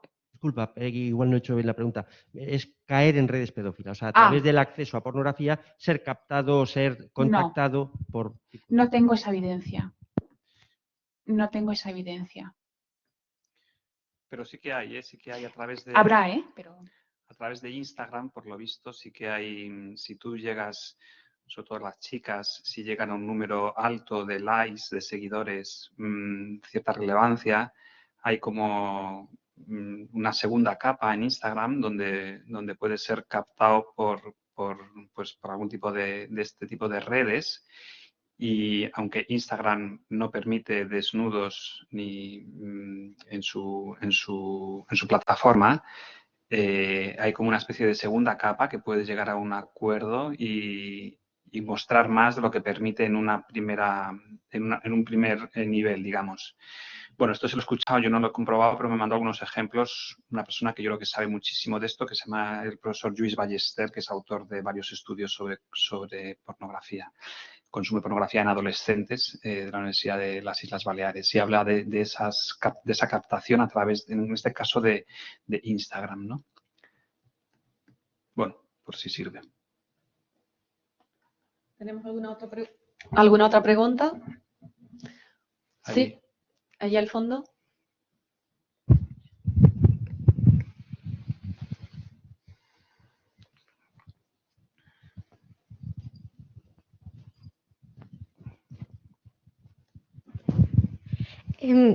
Después de ver el vídeo sobre la carta de despedida de una persona hacia la pornografía, a mí me surge la duda de cómo se trabaja que ya con una persona que ya no solo sea adicta a la pornografía, sino que ha sido a la pornografía infantil.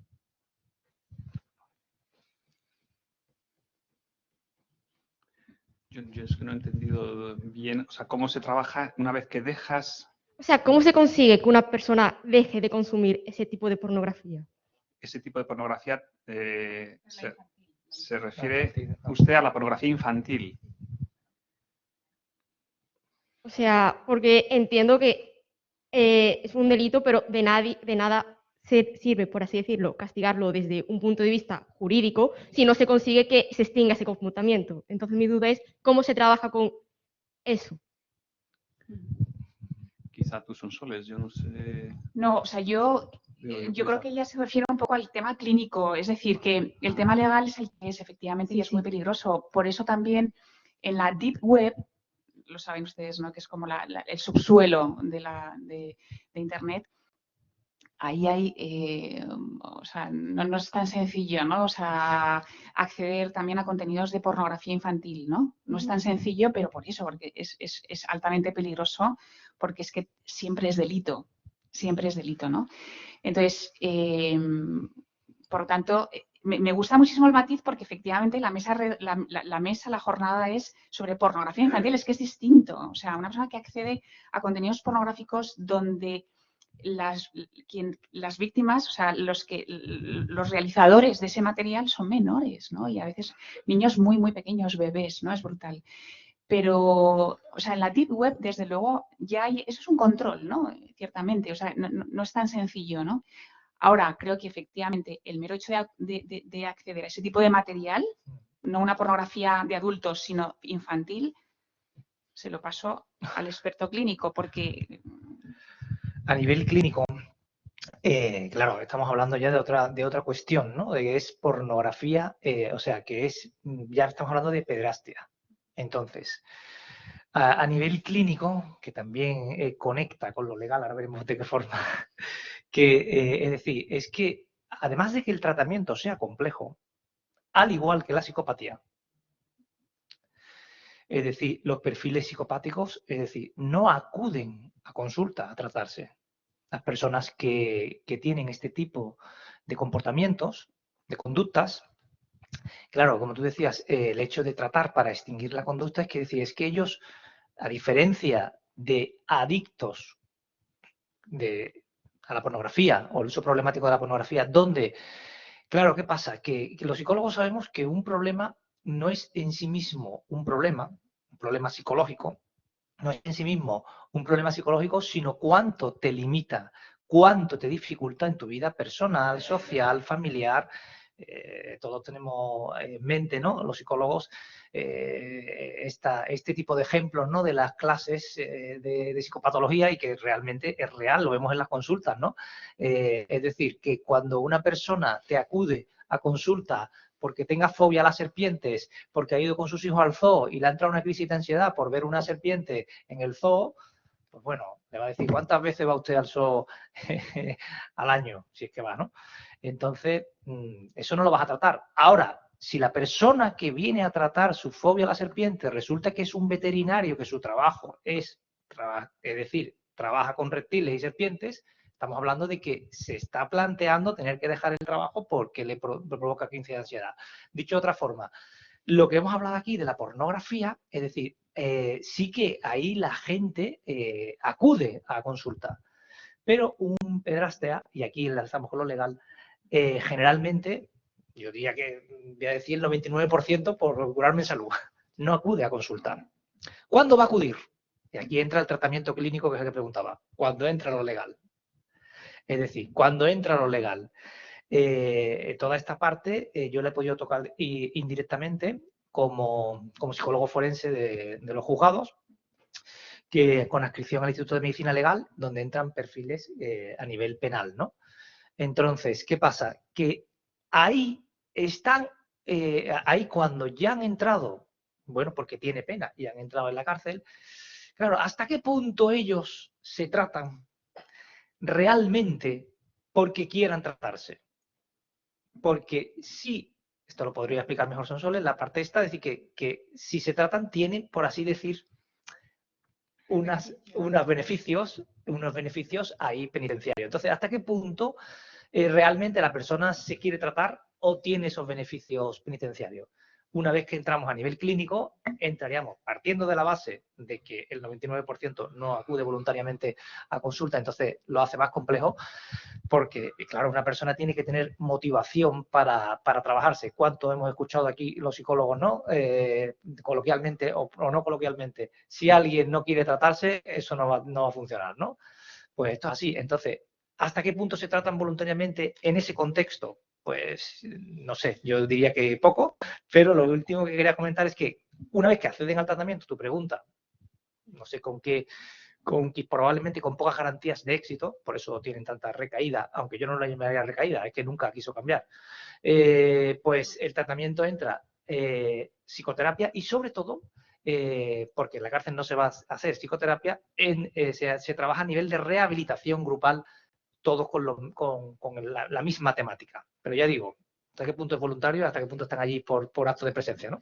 Sin embargo, punto positivo es que en menores, que el sometimiento a un programa terapéutico, cuando hay un problema, ¿no?, serio, ¿no?, tienen que dar el consentimiento los menores para someterse a un programa terapéutico. Sin embargo, mi experiencia, el 100%. Se someten a un programa terapéutico. O sea, se dan cuenta, claro, son adolescentes, ¿no? Dios mío, ¿dónde me estoy metiendo? Los mismos problemas que se ven adultos, no puedo salir, estoy atrapado, tal, lo que cuenta, ¿no? Lo que hemos visto el vídeo. Sin embargo, en menores quieren salir, ¿no? O sea, oye, que yo quiero rehacer mi vida, yo quiero casarme, tener mis hijos. Brutal, el 100%, a diferencia de en adultos que ya está muy cristalizado, ¿no? Bien, bueno, pues con esto nos despedimos, agradeciendo vuestra participación, agradeciendo a los expertos el haber compartido con nosotros toda vuestra experiencia y sabiduría, y sin más, pues deseando veros en el próximo foro de debate Enfoques. Muchas gracias.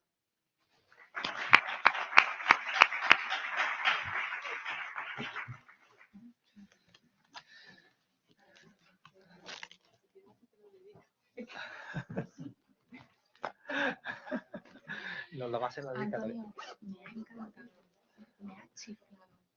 Me Muy alegra didáctico, mucho. súper didáctico. O sea, creo que más para gente joven. Sí, además que, Muy útil, o sea, además, súper útil. y además que están aumentando en los últimos años este tipo de consultas. No he traído tarjetas, pero te voy a dar el teléfono mío. Tu mail. Eso es, te voy a dar, mira,